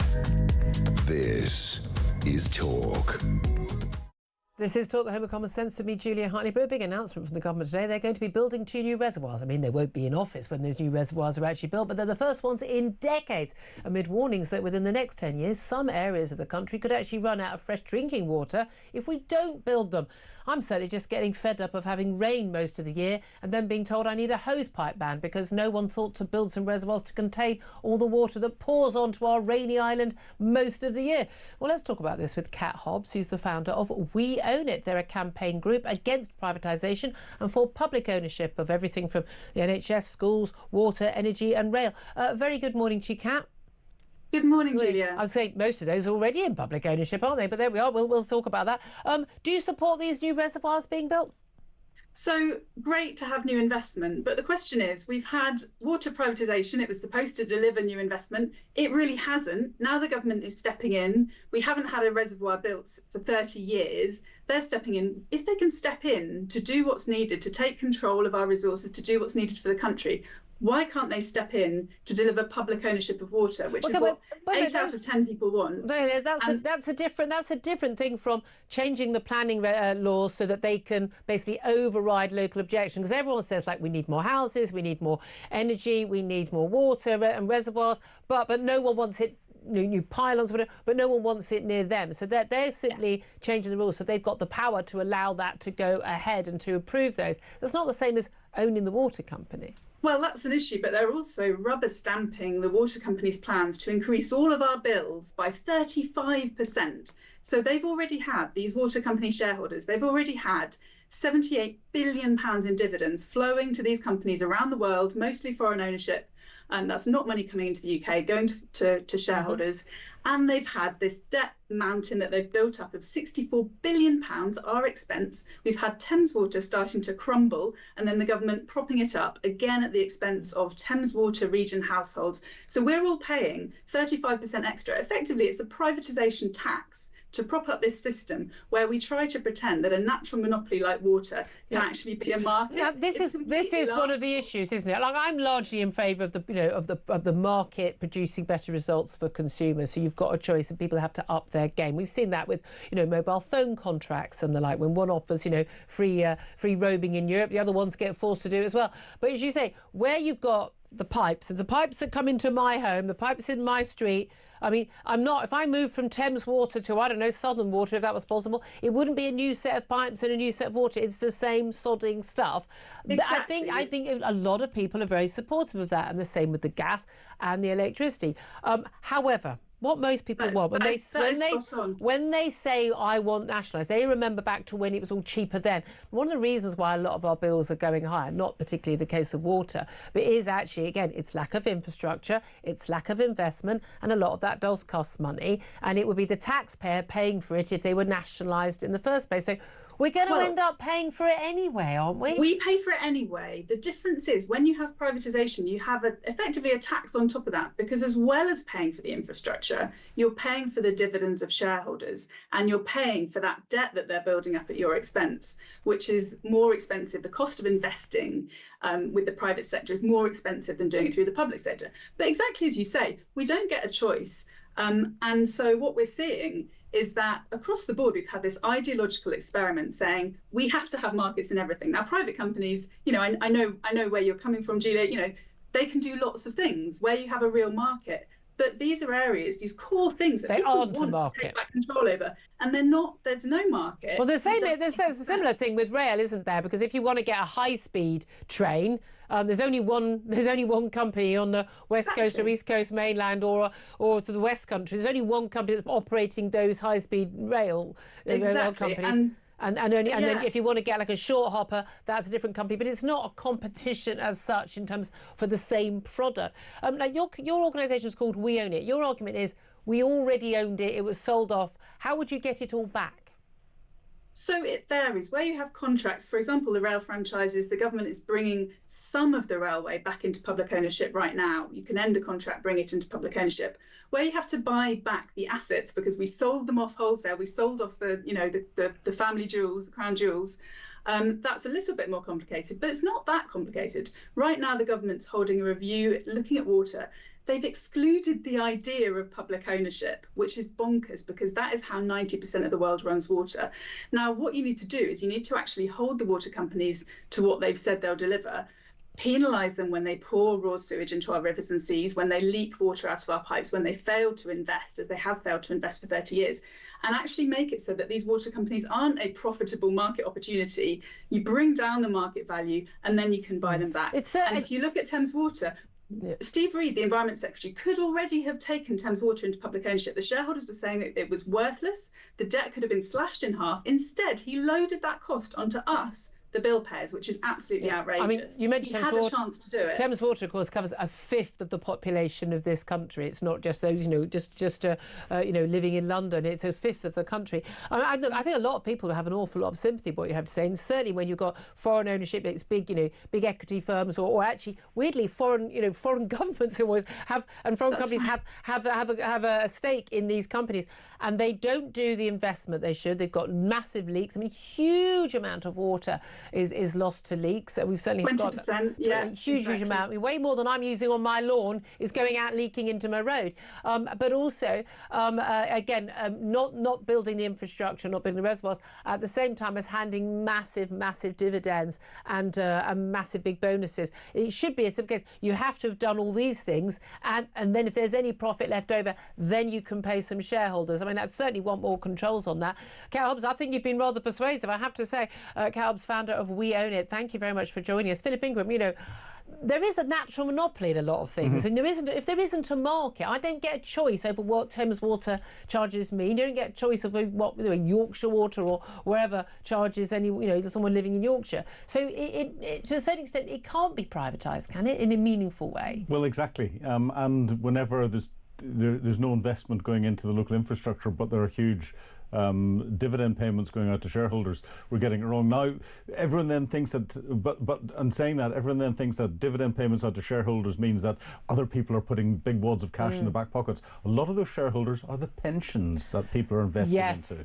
They're not individuals that are sitting there in their country piles. But it's interesting, we didn't get onto it with Kat, but the rail, energy, water, I think a lot of people think are very obvious, but you're talking about also they want everything to be public, all schools, and keep the NHS publicly owned. I mean, no one's actually suggesting privatising it, and frankly, I think they should be. I think that's the number one solution, because you can easily have competition, and actually competition in schools, I mean, is absolutely vital to keep the standard of schools up. Our NHS, 50% of it, over 50% of it, is private. Dental, GPs. Dental, GP practices, pharmacies, eye care. It's all provided by your private, and it was designed that way. It's never been in public ownership. No, that's very, very interesting. And again, we see when people talk, it's one of the attacks on Nigel Farage, isn't it? He wants to, move to this sort of this national insurance or social insurance policy. Works well in Germany. Well, exactly. You're comparing it to comparing our NHS to countries. Most of Europe has that, and they don't have anything like the waiting list we've got. I mean, in France, there's some new waiting lists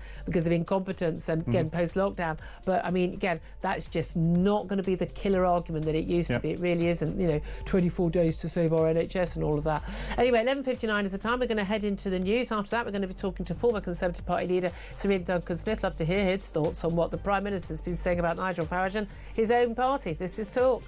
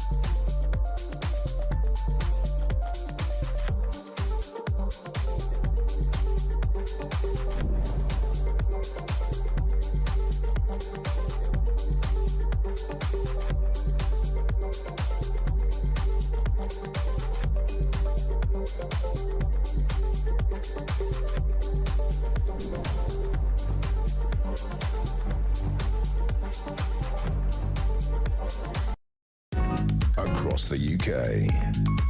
On DAB+, on your smart speaker, on your smart TV, and on your side. This is Talk.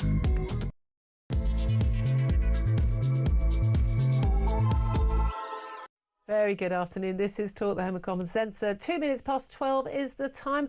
And whether you're listening on DAB Plus radio or you're on smart speaker or watching on YouTube or your connected device, thank you so much for joining me. Philip Ingram, MBE, former senior military intelligence officer, is still with us as well. And coming up in this hour, I'm going to talk more about that US trade court blocking Donald Trump's tariffs, the Manhattan-based Court of International Trade ruled that Trump overstepped his authority by using emergency powers to put tariffs across the world. But what happens next? There's an appeal against the injunction, an appeal against the decision. It'll end up in many months' time going to the Supreme Court, but what impact will that have? Also, Britain spending £1 billion on AI and a hacking team to give the armed forces more power online to target hostile forces, including Russia and China. That's an announcement from the Defence Secretary John Healey today. Although, as Philip Ingram, he knows about these things, as pointed out, actually it's been in existence since 2020. We'll find out about that. But AI being absolutely crucial and in the news all the time right now.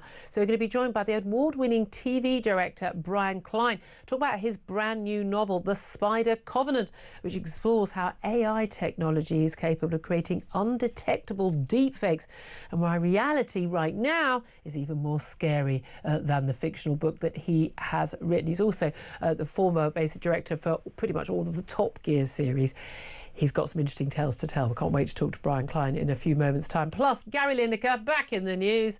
Once again, not talking about the stuff he knows about, like football, but he's joined the likes of the actor Benedict Cumberbatch, singers Annie Lennox and Dua Lipa, and 300 other public figures, the usual virtue signalling lot, to call on Keir Starmer to end the UK's complicity in Gaza. Celebrities, of course, need to end their complicity with Hamas, don't they? We'll talk about that coming up as well. All that coming up, as I say. The Prime Minister is still on his feet, making a speech in North West England at a business where he's seemed to be focusing an awful lot of his speech attacking Nigel Farage. He made a big set-piece speech on Tuesday where he talked about various different benefits and tax policies. He's been accused of fantasy policies by the Prime Minister, who has taken off his tie and his jacket and rolled up his sleeves, and we know what that means, don't we, my fellow voters? I'd love to hear your thoughts on that. Give us a call, 0344 499 1000. Text the word talk and your message to 87222. Get in touch with us on X at Talk TV. Calls are charged at the national rate. Text cost £1, standard network rate message. Philip, politician taking off his jacket, rolling up his sleeves, giving a major speech on camera where he's attacking, he's got a majority of, he got 400 MPs, got a majority of 160, I think it is. I've got loads of the Gaza MPs out. He's in power for the next 4 years, unless, God knows what could happen to force him out, minimum another 4 years. And he's attacking a guy who's got another 4 MPs. So five MPs? Yeah, but 5 in his including him. Yeah. Why do you think Keir Starmer's focusing on Nigel Farage? Well, it's interesting. The Labour Party didn't give any detail whenever they were running for the last election what they were going to produce. They didn't want to tie their hands. They didn't want to tie their hands. They just attacked the Tories and said, we're different, we're going to do it better. Nigel Farage is now turning around and saying, look at this different party that you've elected in. Labour are terrible and falling apart. You can't keep them in. We're going to do it different. We're going to do it better. And therefore, he's suffering the tactics that he used first of all, and he's running scared. Yeah, indeed. Well, let's talk about this with former Conservative Party leader Sir Ian Duncan-Smith MP. A very good afternoon to you, Sir Ian. Morning, Julia. Thanks for joining us. It took me months to make that transition. Still not quite made it regularly. It's very interesting that the Prime Minister, whether it's Prime Minister's questions or in set-piece speeches now, his attacks seem to all now be focused on the leader of a party with just 5 MPs, as opposed to the leader of the official opposition, Kemi Badenoch. It does look like Keir Starmer regards the threat as being Nigel Farage, not Kemi Badenoch. Is he right about that? Well, at this stage, my party is still languishing in the after effects of what was a complete mess we got into before the last election. It's only just less than a year since we had the election. So I think that position is the bit that we have to get out of. But on terms of Labour we had a really bad local elections. We knew it was going to be bad. It was as bad as we could possibly have thought about it. All the stuff that came about, But Labour were the party that had just made government with 170 majority. You would expect Labour, under normal circumstances, to have advanced their position during those local elections because they were peculiarly high watermark for the Tories. Instead of which they actually lost councillors and lost council seats. And so the problem that Labour's got, which is now reflected in the polling, is that in actual fact their result was really about the split on the right of politics between Conservative and Reform, and many of those were in the seats that they have held historically, what we call the Red Wall. So why is Starmer making a speech like this? Because his Red Wall MPs are running very scared now about the effects of reform in their constituencies, and so this is the problem that he faces, and so he's decided to try and turn his attention to reform. And there are elements of reform which certainly need questioning, but certainly that's the fear factor that runs through. Well, it's interesting. The Prime Minister said that Nigel Farage has set out billions upon billions of completely unfunded spending and would blow up the economy all over again. He said precisely the sort of irresponsible splurge that sent your mortgage costs, your bills and the cost of living through the roof. It is Liz Truss all over again. Said his plans for the UK economy was a mad experiment. It's a bit rich from a party leader who is basically sort of pushing net zero policy, something that your party has been pushing for years as well, although Kemi Badenoch is now at least rolling back on that right now. But it's not possible for any party leader to make any claims about another party having sort of unrealistic spending and tax plans if they're supporting the trillion pound plus cost of net zero, which is totally unachievable, and those costs, that's a minimum cost to the economy. Yeah, first of all, I've always been opposed to this statutory target for net zero. I thought it would lead, whenever you get into kind of religious ideology in politics, it always ends in tears. And this will end in tears. It's already ending in tears. We managed to get an amendment, by the way, on the Great British Energy Bill to stop the UK government importing goods made by slave labour from China. They were turning a blind eye to that. Can you imagine? Such is the religious zeal to get to net zero. They do not care, or they weren't caring, about the fact that China was using forced labour to make their arrays and sending them to the UK, and the UK was buying them because they were cheaper. That's how bad it gets when you get into this zeal. And so we managed to stop that finally. So that will actually cost them more now as a result of that. But we should just get rid of the ridiculous targets we've got on this. If we're going to get to net zero, the question really is we need to do it, if we're going to do it, in a way that doesn't damage people's lives, put costs up to them, and at the same time do away with our own energy resources. We have oil and gas. We are sitting on an island of oil and gas. America uses its shale gas and it's got its energy costs way down below ours, and as a result of that their economy has been growing. Ours is static because our cost of energy is the highest in the developed world, well, the highest in the world right now, and that is the base cost for everything we do with our lives. And what this government fails to understand is that you have to make a choice between whether people's costs need to be down or whether your zeal for this ideology is such that you must get there first. Less than 0.5% of all global emissions, if that's their concern, emanate from the UK. Nobody will notice anything that we do. I'd like us to have more global emissions because we have manufacturing. I think that would be a good thing. Well, I genuinely, I'm not even saying that to be confident. I genuinely think the only reason we've got low emissions is because we've basically cracked up shop and shipped everything off to be done in India and China. You mentioned energy costs. By the way, gas, oil and coal. Yeah, exactly. But you mentioned, of course, high energy costs, and this leads me on to another topic, AI, because, and we're going to be talking to an author of a book just talking about AI deep fakes and the threat that they pose. And there's no doubt at all, a lot of people saying the future is AI. It uses a huge amount of energy. No one in their right minds would set up an AI business in the UK, given our high energy costs. But an interesting announcement from the Defence Secretary to John Healey today, ahead of the Defence Strategy Review next week, talking about a sort of £1 billion fund to use sort of AI and an army of hackers here in the UK for the British military to protect us from cyber attacks, AI attacks by Russia, by China, by Islamist extremists, Iran, you name it. Philip Ingham, who's expert in this field, pointed out that already existed under a Tory government set up actually in 2020. But we should be spending money on that side of things, should we not? Yeah, we have to. Well, let's just face it.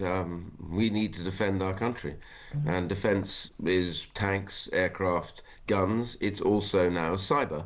The fact is that cyber is, in many cases, more effective in what's called the interim period between full-out war and peace, because you can get into people's systems and you can disrupt their daily lives. I mean, the reality is that if you are smart, and a huge amount of this comes from Russia and China, then if you get into the systems of the free market, then what you do is disrupt everybody's lives. You create chaos, as we've seen with Marks and Spencers and co., such that they can't open their online services again for the moment. And all of that is caused by very simple viruses that are put into their system. So when you get into the more sophisticated areas where you can copy people using AI, you can make your sounds and your signatures look exactly the same as them, now you're in real trouble. And I have to tell you that I've been banging on about this for some time. But China has done something even more than that. They have brought together genomics with AI. They have the two biggest resources for that. BGI is the biggest. Explain what genomics is. Genomics is about your gene code. It's what they did was, of course, they very cleverly, BGI, sold the lion's share of most of the COVID tests that we used here. Chose China. They gave us COVID and then bankrolled it. And then also, by the way, they did all the pregnancy testing too. And again, we've been moaning about the fact that British government too easily allowed Chinese services in this respect. They were allowed legally to keep 15% of all of the gene codes that they picked up through those tests and take them back to China. Ooh. That is how stupid we have been. So now they're working on all of that in China, and what they are looking at is what are the propensities for disease and resistance in different ethnic groups. And therefore this will weaponize their ability next time to target this. And this is they're using AI to develop this faster. I've warned about this. I've written about it. Absolutely. I mean, again, absolutely nothing. But wait, this goes back. I mean, again, I feel the same way about us selling off most of London to the Middle East potentates as well. These people are not our friends. These are not our allies. We have been facing, cyber war and attacks from Russia and from China for many years, and real war in Europe, in Ukraine. China still, the threat to Taiwan is still absolutely huge, and I find it extraordinary that we've been. Our politicians, allowing, let's have Huawei, let's allow any Chinese company, all Chinese companies being beholden, required by law to give any information the Chinese government wants and to act on their behalf as and when directed. I mean, that is literally a requirement. So there's no such thing as an independent Chinese-owned company to allow them to, let's go get involved in our 5G or get involved in building our nuclear power projects. There's been some concern, it's been seen in the States, of things like even selling us the solar panels. But so if we're going to become incredibly reliant on solar panels and wind turbines for our electricity in this country, they're still talking about 95% of our electricity reliant on renewables. I mean, again, insane. I think unachievable, but insane, especially when we saw those blackouts in Spain and Portugal recently, which was a bit of a giveaway, you'd think, and a wake-up call, but not to the ideologues and the religious zealots. But that there is actually a sort of a sleep switch, a cut-off switch, which is contained within that solar technology, which the Chinese manufacturers can just go click, and then they stop working. We are in danger of literally giving up our ability to get anything done in this country to a hostile state. We know is a hostile state. Why do our politicians do that? Because I always think follow the money. I believe in incompetence more than conspiracy. But is it just that so many people are so beholden? China in particular throws money at universities, at government departments, everything, and that actually they just get beholden to the Chinese state in the same way that they bought up Africa and the Caribbean and South America. Is that what it is? Yeah, I mean, you could say that they're also stupid. The reality is... Go for the obvious explanation. I believe when the evidence is in front of you, as somebody once said, when the evidence changes, you change your mind. Yeah. And we haven't changed our mind when the evidence now is overwhelming. China has an objective, which is to undermine and destroy democracy and human rights. They don't believe in it. They think that this is an aberration of 200 years. Their form of government is the only form of government, and they want to become what I'd refer to as the Middle Kingdom. President Xi has said this, and by the Middle Kingdom I mean the center of everything. Yeah. And to do that, they have to overtake America, which they were on track to do until COVID, but they're still on track, yeah. Both economically and in terms of the military. Their military build-up now is staggering. Any one shipyard in China now builds more naval vessels in a year than the whole of the United States does. One. They are 130 times the capability of the US to build naval ships. These little facts that we keep dropping in to tell everybody, we are losing a war that we don't even know that we're fighting. And China knows very well, and they use every organ. And of course, the marketplace, they have destroyed the free market. They subsidize their companies, they use slave labor, they undermine the private sector elsewhere. The result is we've lost all our telecoms business. We've now got 3 Western companies that are just struggling to get done. Huawei and those other Chinese companies pretty much took over the world. And all of this has been happening in plain view. Instead, we've still got a government now that thinks going to China, each one of these ministers that trails with a begging bowl. Looking pathetic. Here's a little piece of information. China has done no major FDI, foreign investment, direct investment, since 2017. Our lot think you can go over there and get them to put it in. Well, the last lot went off. They got back. They came back with like £1 billion over 6 years. Like, really? No, they didn't actually. Yeah, that was just. It was actually HSBC that engineered that, and that was, I think, offsetting their paperclip costs for a period. It was tiny. It was risible. It wasn't an investment. Can I just bring you just for fun? I mean, there's so much. There's another 20 topics I'd like to talk to you about, but I haven't got time. It's such an interesting conversation. By the way, Philip Ingram, who knows his potatoes on this, is nodding along to a lot of that. And you've been, as you say, banging that drum for a very long time, and I think 100% right about it. US tariffs. This US court basically saying, look, it's illegal. You've taken executive powers in an emergency situation. There isn't an emergency situation. Having a trade deficit with the rest of the world isn't an emergency, quite obviously.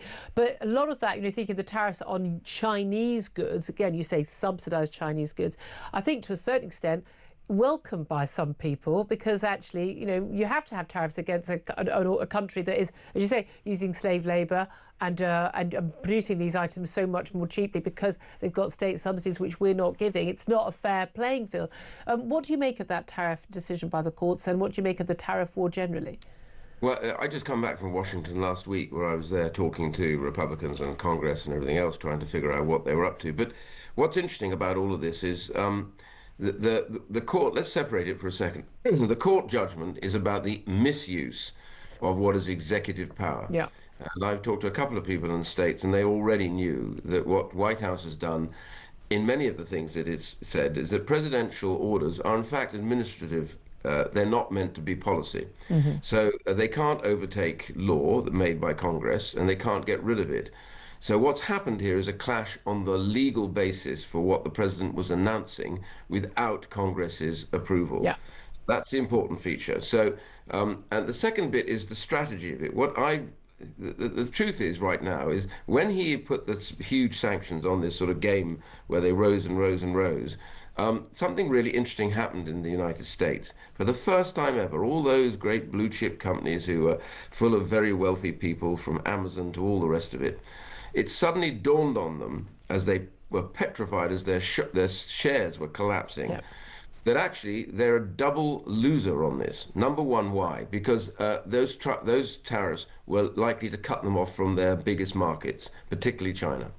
But the second aspect of that is, not only were they losing their markets, but they suddenly realized they don't actually make anything in the USA anymore that's relevant to their exports.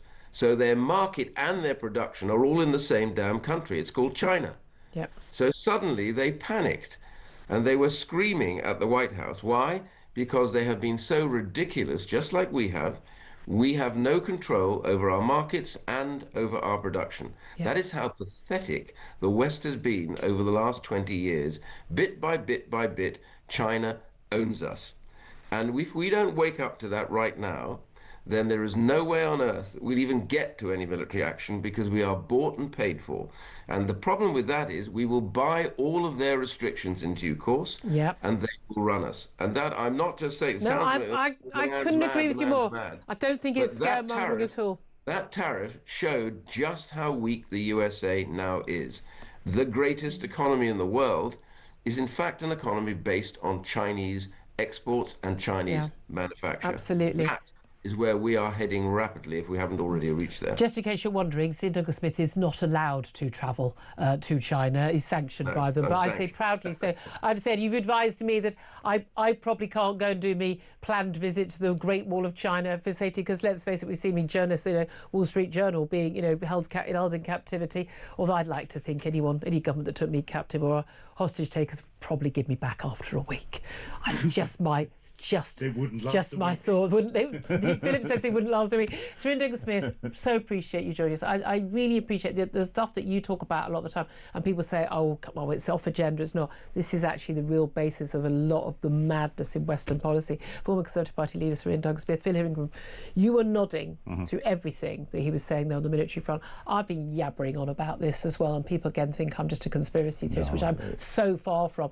The West do not wake up to these blatant, obvious threats. Cyber and economics, that's how you wage war now. Very much so, and everything that Sir Ian said is 100% accurate. And is it what your military expert friends and the people you speak to, people who are still in power, is it what the senior military figures are worried about? Well, some of them, certainly senior intelligence figures, but we find the military buying into Chinese equipment and other bits and pieces as well. What could possibly go on? I mean, it's like Winston Churchill buying weaponry from the Nazis. Yes, and the threat is there. I too am not allowed to go anywhere near China. I know that if I set foot in China, I would be arrested.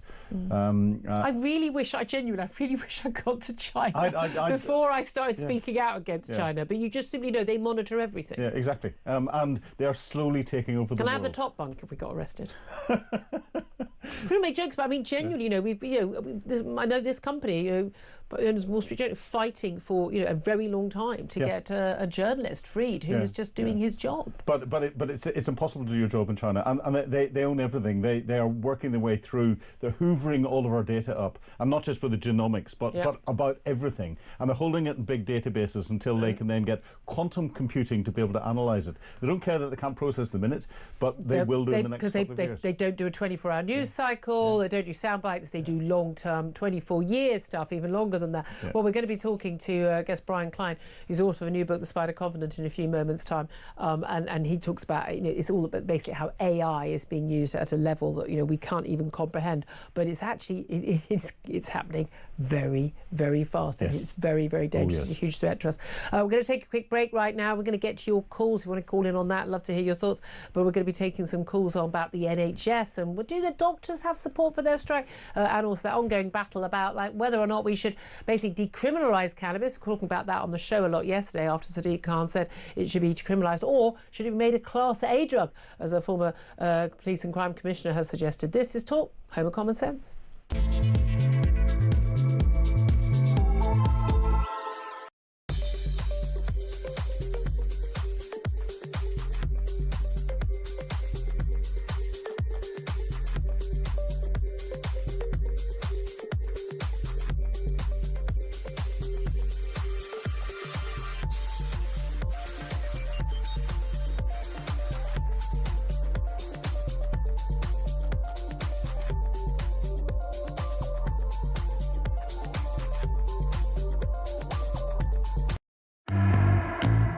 No, they don't say anything in case Lindsay doesn't pick them to make their little speeches. They're all terrified of him, and you know it. I'm not denying that. Well, I think that's pathetic, isn't it? No, it isn't, because as an MP, you've got to be able to make what you're calling those little speeches. Those little speeches are really important. These are your chance. This is your chance as an MP to participate in the parliamentary process.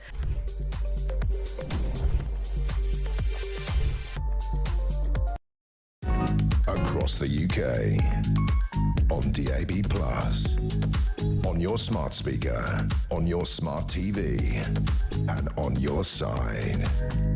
This is Talk. This is Talk. Thank you very much, Steve, for joining me. I'm Julia Hartley-Brewer. Philip Ingram still with me. Let's get straight to your calls. 0344 499 1000 coming in on a whole variety of different topics.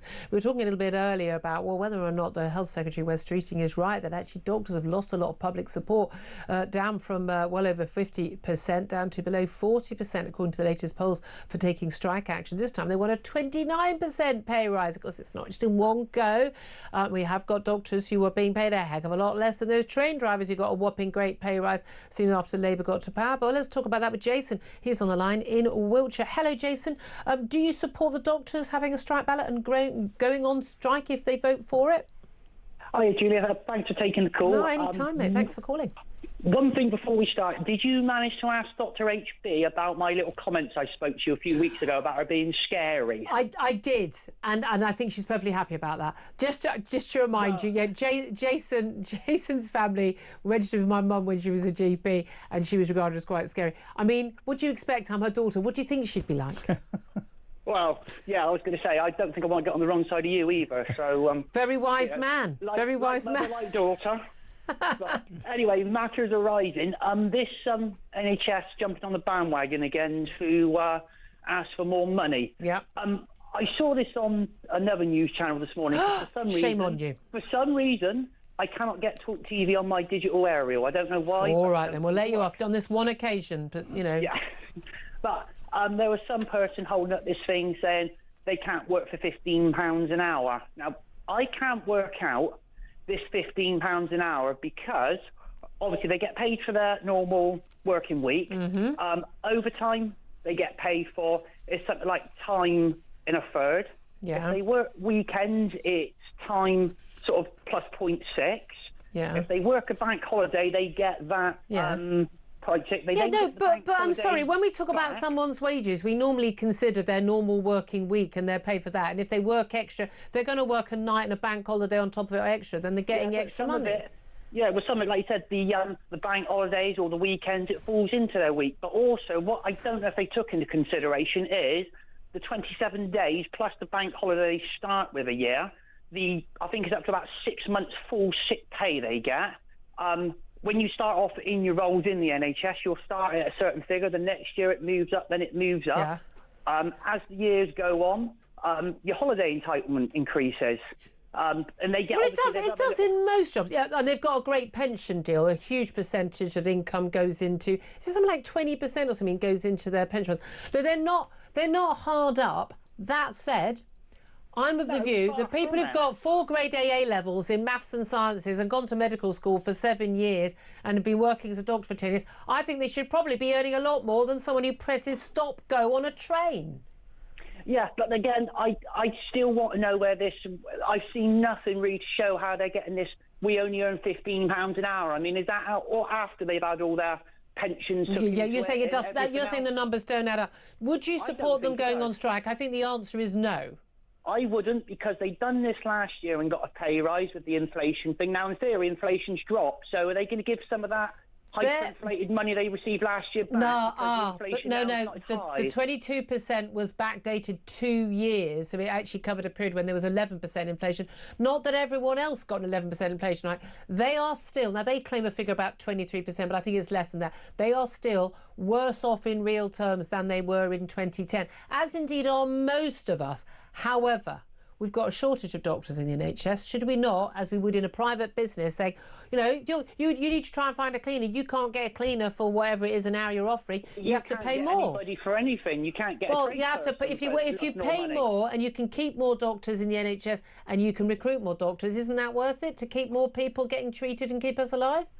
Yes, but who's going to pay for it? Because when we've had our communist government that's already hyped everything up, I don't think us as a normal taxpayer can afford to have more taxes to be able to pay for something. I know it's an important. Yeah. I mean, I'm thinking now Elon Musk has got a bit more spare time leaving the White House. He should come over and we can spend a lot less money on HR and DEI and pride flags and all of that. Middlemen, like I said, there's a lot of middlemen or middle management in the NHS that could be could be scrapped. Exactly. All right. This here and this £15. Jason's unhappy about that. We'll look into that. Jason, appreciate your call. I'll send you regards to Biscary Mum. Hi, Mum. Let's talk to Lindsay, who's on the line in London. And Lindsay, you want to talk about cannabis because there seems to be this whole debate: should it be basically reclassified as as decriminalised, or should it be upgraded to a grade, Class A drug, as if it were crack cocaine? What do you make of either of those arguments? Hi, Julia. Thanks for taking my call. Well, really, I think it should be legalised. I think what Sadiq Khan is suggesting is, I mean, I live in London and it's de facto kind of decriminalised already in London. You can get it anywhere. I know plenty of people who grow it, who sell it, who you can get it from. All right, everyone get in touch with Lindsay if you want to get you. Well, I don't mean it like that, but I personally think that what he's saying is just sound bites. Is to detract from his congestion charge rise, which he announced on the same day. Yeah. And it's trying to sound like it's all, we're doing something good. I personally listened to your radio call yesterday with Peter Blexley, and who's an ex-police officer. And he was calling for it to be completely legalised, but all drugs completely legalised and then regulated and taxed. I think he took that a bit far, but I totally agree with cannabis. I think we have really outdated laws. We're still using UK drug laws from 1971. Most countries, like Spain, Germany, America, Canada, loads of places are looking at different things because they've lost the war on cannabis. Well, I'm with Peter Hitchens. I know he was on Mike's show. I don't think we ever fought the war properly, but also I think it's a slippery slope. I really, really do. But I know a lot of people agree with you. The polling suggests that. I'm going to have to leave it. I've got to get to a break. But Lindsay, thank you so much for your call. By the way, I just find people are very lovely saying thank you for taking my call. We are so grateful for your calls. You're doing us a favour. We want to hear your opinions. So, don't be great. We're grateful to you. Thank you for calling in. 0344 499 1000 is that number. Philip Ingram, just a brief word on the cannabis. Well, on drugs, I'm sort of right. On drugs, just on drugs. Philip's on drugs. No, I'm right of Genghis Khan. I think it should all be banned. And if you're going to legalise it... But we do like our drinks, don't we? Well, exactly. But if you're going to legalise it, you bring in a rule that if you're caught with any drugs on you, there and then, you have to consume all of them. I don't think that's coming in. I'm just saying some places like Singapore and others, they manage this quite well. They do. If there's a very strict law and you're likely to get caught, it's amazing how many people obey it. Funny that, eh? Go to Saudi Arabia and try drugs. Do not go to Saudi Arabia. Don't go to Saudi Arabia, full stop, by the way. Don't normalise this country. Right, we're going to take a quick break. Then we're going to be talking to Brian Klein. He's the author of The Spider Covenant. And it's basically it's a rather terrifying story about the power of AI, but very, very prescient given the conversations we're having right now. We have with Sir Ian Duncan-Smith and indeed the announcement from John Healey, the Defence Secretary, about cyber hackers and tackling the AI threat. That's coming up next. This is Talk.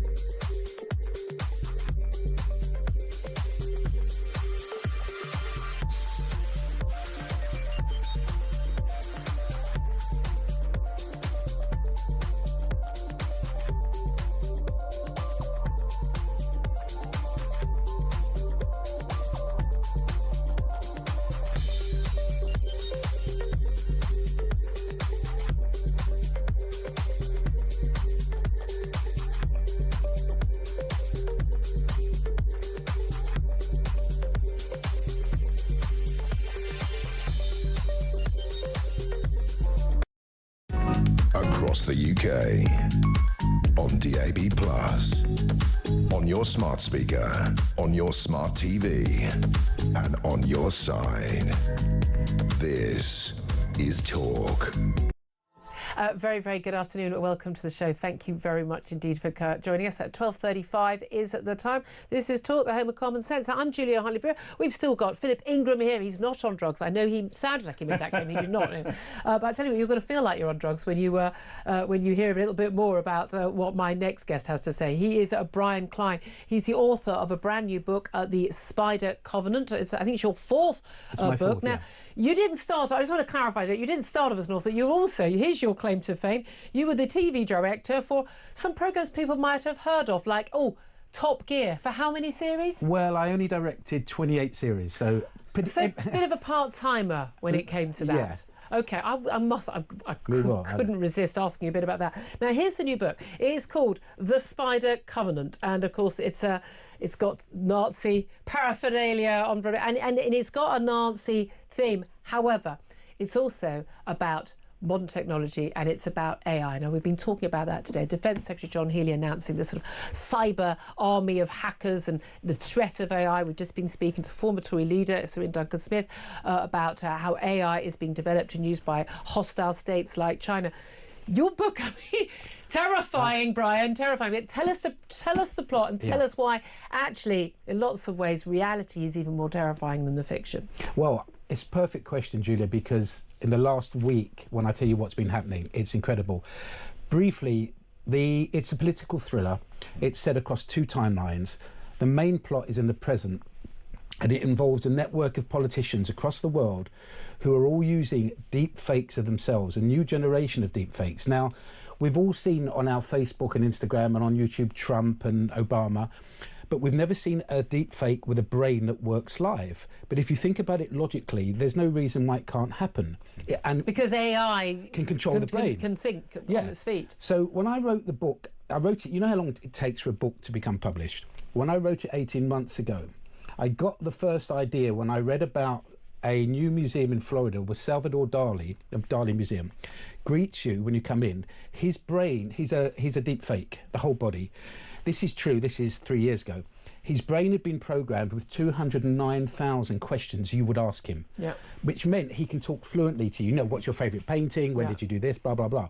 And I thought, well, why couldn't you have 1 billion answers to every political question? So you'll never get tripped up. You'll bathe in the afterglow as a politician. You'll do your live interviews. But since COVID, people like you are used to saying, oh, they'll do it in their office. They'll do it down the line.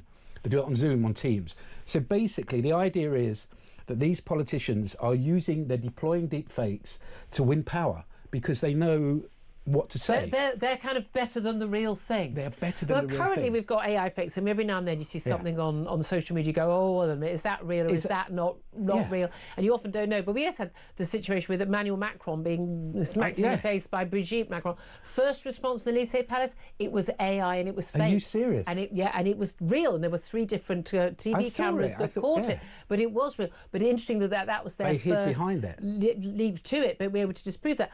But there is a real concern now, and we've had a lot of celebrities, you know, AI deepfake, you know, of pornography and the like. The technology from when you started writing this book to now it being published, and it's published tomorrow. It's actually out today. Out today. Yeah. The technology has moved on exponentially, hasn't it? Can I tell you what's amazing? I started writing it, and I thought, am I writing sci-fi? This is 18 months ago. I don't want to do sci-fi. I want a thriller that is real. Yeah.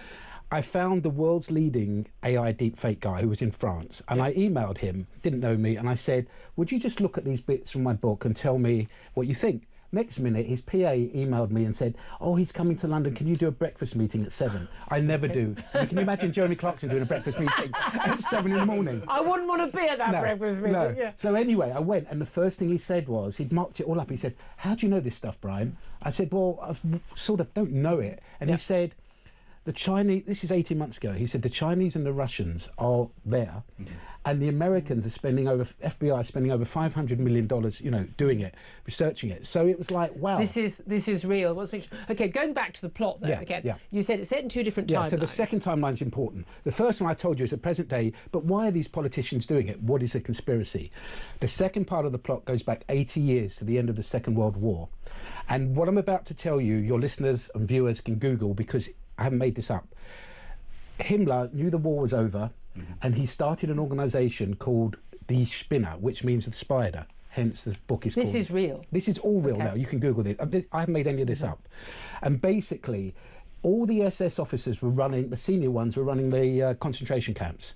He knew they'd all be arrested as war criminals, unlike a regular German soldier who wouldn't be, because he was just following orders. So the first thing was, the Americans are coming, the Russians are coming, let's put everybody in normal uniforms, except every SS officer had a tattoo here on their arm showing their blood group. All the Americans needed to do was check people's arms, your SS. So he ordered, in the last months of the war, everyone to have their tattoos removed, right? Everyone. This is all true. Yeah. And then of course, in those days, you're left with a big scar, so it's just as bad. You just look. Yeah. Anyway, then he said, right, I've got to get you 10,000 people out. And he got hundreds of millions then in that money of dollars. And people were sent around the world with new identities, but not just that. A huge number went to South America, didn't they? South America, Spain, Italy. But here's the point, Julia.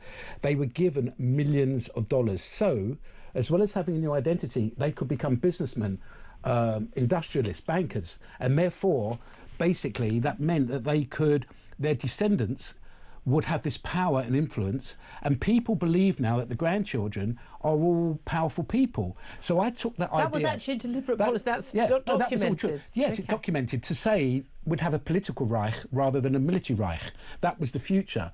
Wow. So I took that idea and made it into a thriller. So those are the people controlling it. And they then suddenly, when COVID happens, they go, this is brilliant for AI. We can actually deploy deep fakes. Everyone's used to saying, oh, the politician can't come into the studio. But imagine this, that last point, imagine this. 2 years ago, the little muscles around the mouths of deep fakes, they couldn't get it quite right. It looked out of sync by about a frame. It just looked wrong. Now they've done it, but also you can do this. You can put your hand in front of your face without blurring the fake image. They've made them so much better. I mean, that's it. Their technology is moving on so much. There is that real threat. Yeah. I mean, it's just extraordinary, again, when someone writes a fictional book like that, then as you say, you discovered yourself, this is more worrying in real life. Do you think, from the experts you've spoken to, that people understand that real threat? Because there is this concern, and especially when, a lie can go around the world before the truth has got its boots on. So you can have a deep fake that's very, very convincing. Often with Donald Trump, the reality is often more mad than the reality than anything fake. But something can be spread, and a lie goes around the world, and it can change people's perceptions, and it can change policy. Could even, let's be honest, spark wars. There is a real concern about this, isn't there? Can I tell you something? This is what I'm about to tell you happened last week. This is true. So this is nothing to do with my book. My book were deepfake politicians. Last week, a company were doing a big Zoom in Scotland. I'm not going to name the company because I can't. But this is all true.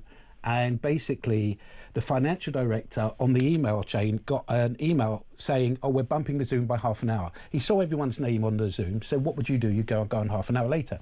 The Zoom went ahead, a deep fake was put on by these scammers. Wait for this. The people on the Zoom had known this guy for between 3 and 5 years. He needed some codes to transfer £2.5 million. He got it. Half an hour later, the real financial director logged on to no Zoom, and the money had gone. This was last week. So what I wrote about, it's actually happening in all our lives. Yeah, my husband's in IT, and he's constantly with the clients and trying to explain. It's so difficult. I mean, you get some amount of times we'll get emails from the bank and saying, can you check this, can you check that, or even some online shopping, and you get a query. I mean, we all get text messages and scams. But there's the I'm a Nigerian prince, but I can't get my money out of we all know Nigeria. That one. Laugh, play along with it just for fun. But the scams are getting so sophisticated, and again, you're thinking, but I'm in an email chain with somebody. I'm emailing this person. I've spoken to them many times. I might be doing a video call with them, but actually, someone can insert that AI into the middle of that, and it is very, very, very scary. Do you think that people are even capable of taking this seriously? Because I mean, our government, we're talking about people, we've decided it's a good idea to build some new reservoirs. We thought it might be a good idea to stop, illegal migrants entering the country. They can't even manage any of that. Do you think they're capable of dealing with this threat? Do you know what? They're going to have to be. I mean, in 2022, when just after the war started in Ukraine, Russia posted a deep fake of Zelensky saying, put your arms down. Do you remember that? Yeah. And that's on YouTube now. It's still there. Now, when you look at it after 10 seconds, as I said, the mouth isn't right. 3 years on. But also people looking at it on a phone as opposed to on a big screen. It distorts it, you look at it, the voice is perfect. Apparently, there's a technology now. There's enough material of you, Julia, on YouTube and on TV, your voice, your image. They could create a perfect deep fake of you in 2 days. It'd probably be more popular. No, they really could. Did you notice how neither of those gents went, no. You can't beat the real thing. It wouldn't be. No. But this is the thing. Look, I must ask you, before I let you go, I must ask you about Jeremy Clarkson. He's in the news constantly. Apparently he's got a transsexual bull, according to the... I spoke to him about an hour ago. Did you? Yeah. According to The Sun. He sent his best, by the way. Oh, does he? Bless him. I did Have I Got News for him once, but it went well half the time, but we'll see. Okay. But I've been watching the farm. I have actually gone back to watch the beginning of the farm, going back from Word Go, right, before I watched the new series. Yeah. And of course, he's made famous. He's such a huge global star because of Top Gear. You were involved in that. I always loved my favourite thing. I mean, I was really bored when you were talking about cars. No, but I loved all the other stuff. You know, it wasn't blowing things up. Yeah, just talked about cars, and then we loved the road trips and all of that. Been great fun. Like, what are your best memories of all of that? Because that was an era of TV that was so much better than what we've got a lot of the time these days.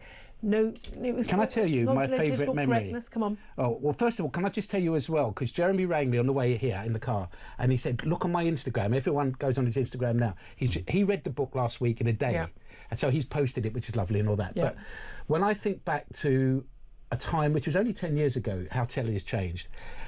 Tom Cruise and Cameron Diaz came on live to drive around the car, around the track. Yeah. Prince Charles, who, as he was then, was meeting him in Leicester Square for the royal premiere of a terrible film called Night and Day, but it was Tom Cruise. Tom Cruise was an hour and a half late because of Top Gear. No, 100%. And I'm with him, and he's going, when they do the lap, it was raining, and he knew... Star in a reasonably priced car. Thank you. Very good. Star in a reasonably priced car. He knew that if it was raining, you'd go a second slower around the corners. He's into cars. He wanted to go top. He'd promised Matt Damon he would go top. So he looked at the weather forecast and said, well, it's going to dry out in 2 hours. And his PR people all around him, helicopter, got to go and see helicopter parked there. You can't. We've got Prince Charles. You've got a rock. I'm staying. And he did. And then last thing, I got home that night from Dunsfold where we filmed. I put on the local news, where they do the whole thing about the premiere. And the voiceover went, no one could understand why Tom Cruise was an hour late. And I thought, I know why. And what was his time in the end? Top. Well, it paid off. It paid off, absolutely. This book, Brian Klein, The Spider Covenant. It's not about Jeremy Clarkson, but it is about stuff that we really do need to worry and know about. Thank you very much. Just before I let you go, Philip Ingram, just very briefly, your reaction to this, because you've been nodding along to a lot of what Brian was saying. Very much so. We have to be worried about that today, but AI and deepfakes are in their infancy. It's going to get a lot worse very, very quickly. Okay. Yeah, I don't even know you're in here right now. I don't even know if you're real. It's just a glitch. Brian, great to meet you. Thank you so much. Really appreciate that. 12:48 is the time. Up next, going to talk about the lovies virtue signalling on Gaza. Of course they are. That's up next. This is Talk.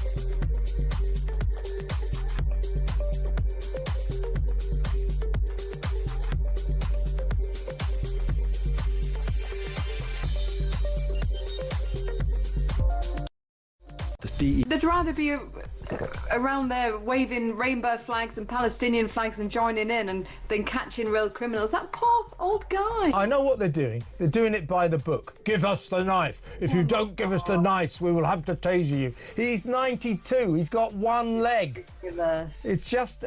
I think they need striking off, to be honest. Well, they are going to come before a disciplinary board at the police where they'll be tried. The poor man, and he's dead now. That's terrible. It really is.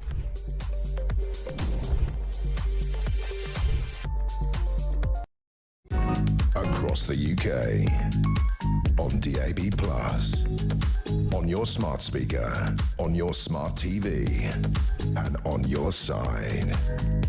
This is Talk. This is indeed Talk, the home of common sense, for me, Julia Hartley-Brewer. Philip Ingram's still here, or is he? Or is he just AI? We don't know. It's far too lifelike. But anyway, look, let's talk about, they're all still here too. The virtue signalling lovies, the likes of Gary Lineker. Oh, he hasn't gone away, folks. Now he's going to talk more freely about all his political views, which are totally uninformed. Dua Lipa, Benedict Cumberbatch, Annie Lennox, the usual suspects. They signed a letter to the Prime Minister calling on him to end the UK's complicity in in Gaza. It's addressed to Sir Keir Starmer, and it's basically famous names in the world of media and the arts, joining leading doctors, academics, campaign groups and a Holocaust survivor. They always make sure they get one Holocaust survivor, accusing the British government of continuing to allow UK arms to be sold to Israel, providing licences for arms, and effectively they are complicit with the deaths of children in Gaza. Well, let's talk about this with Jake Wallace-Simons. He's author of Israelophobia, the newest version of the oldest hatred and what to do about it. Very good afternoon to you, Jake.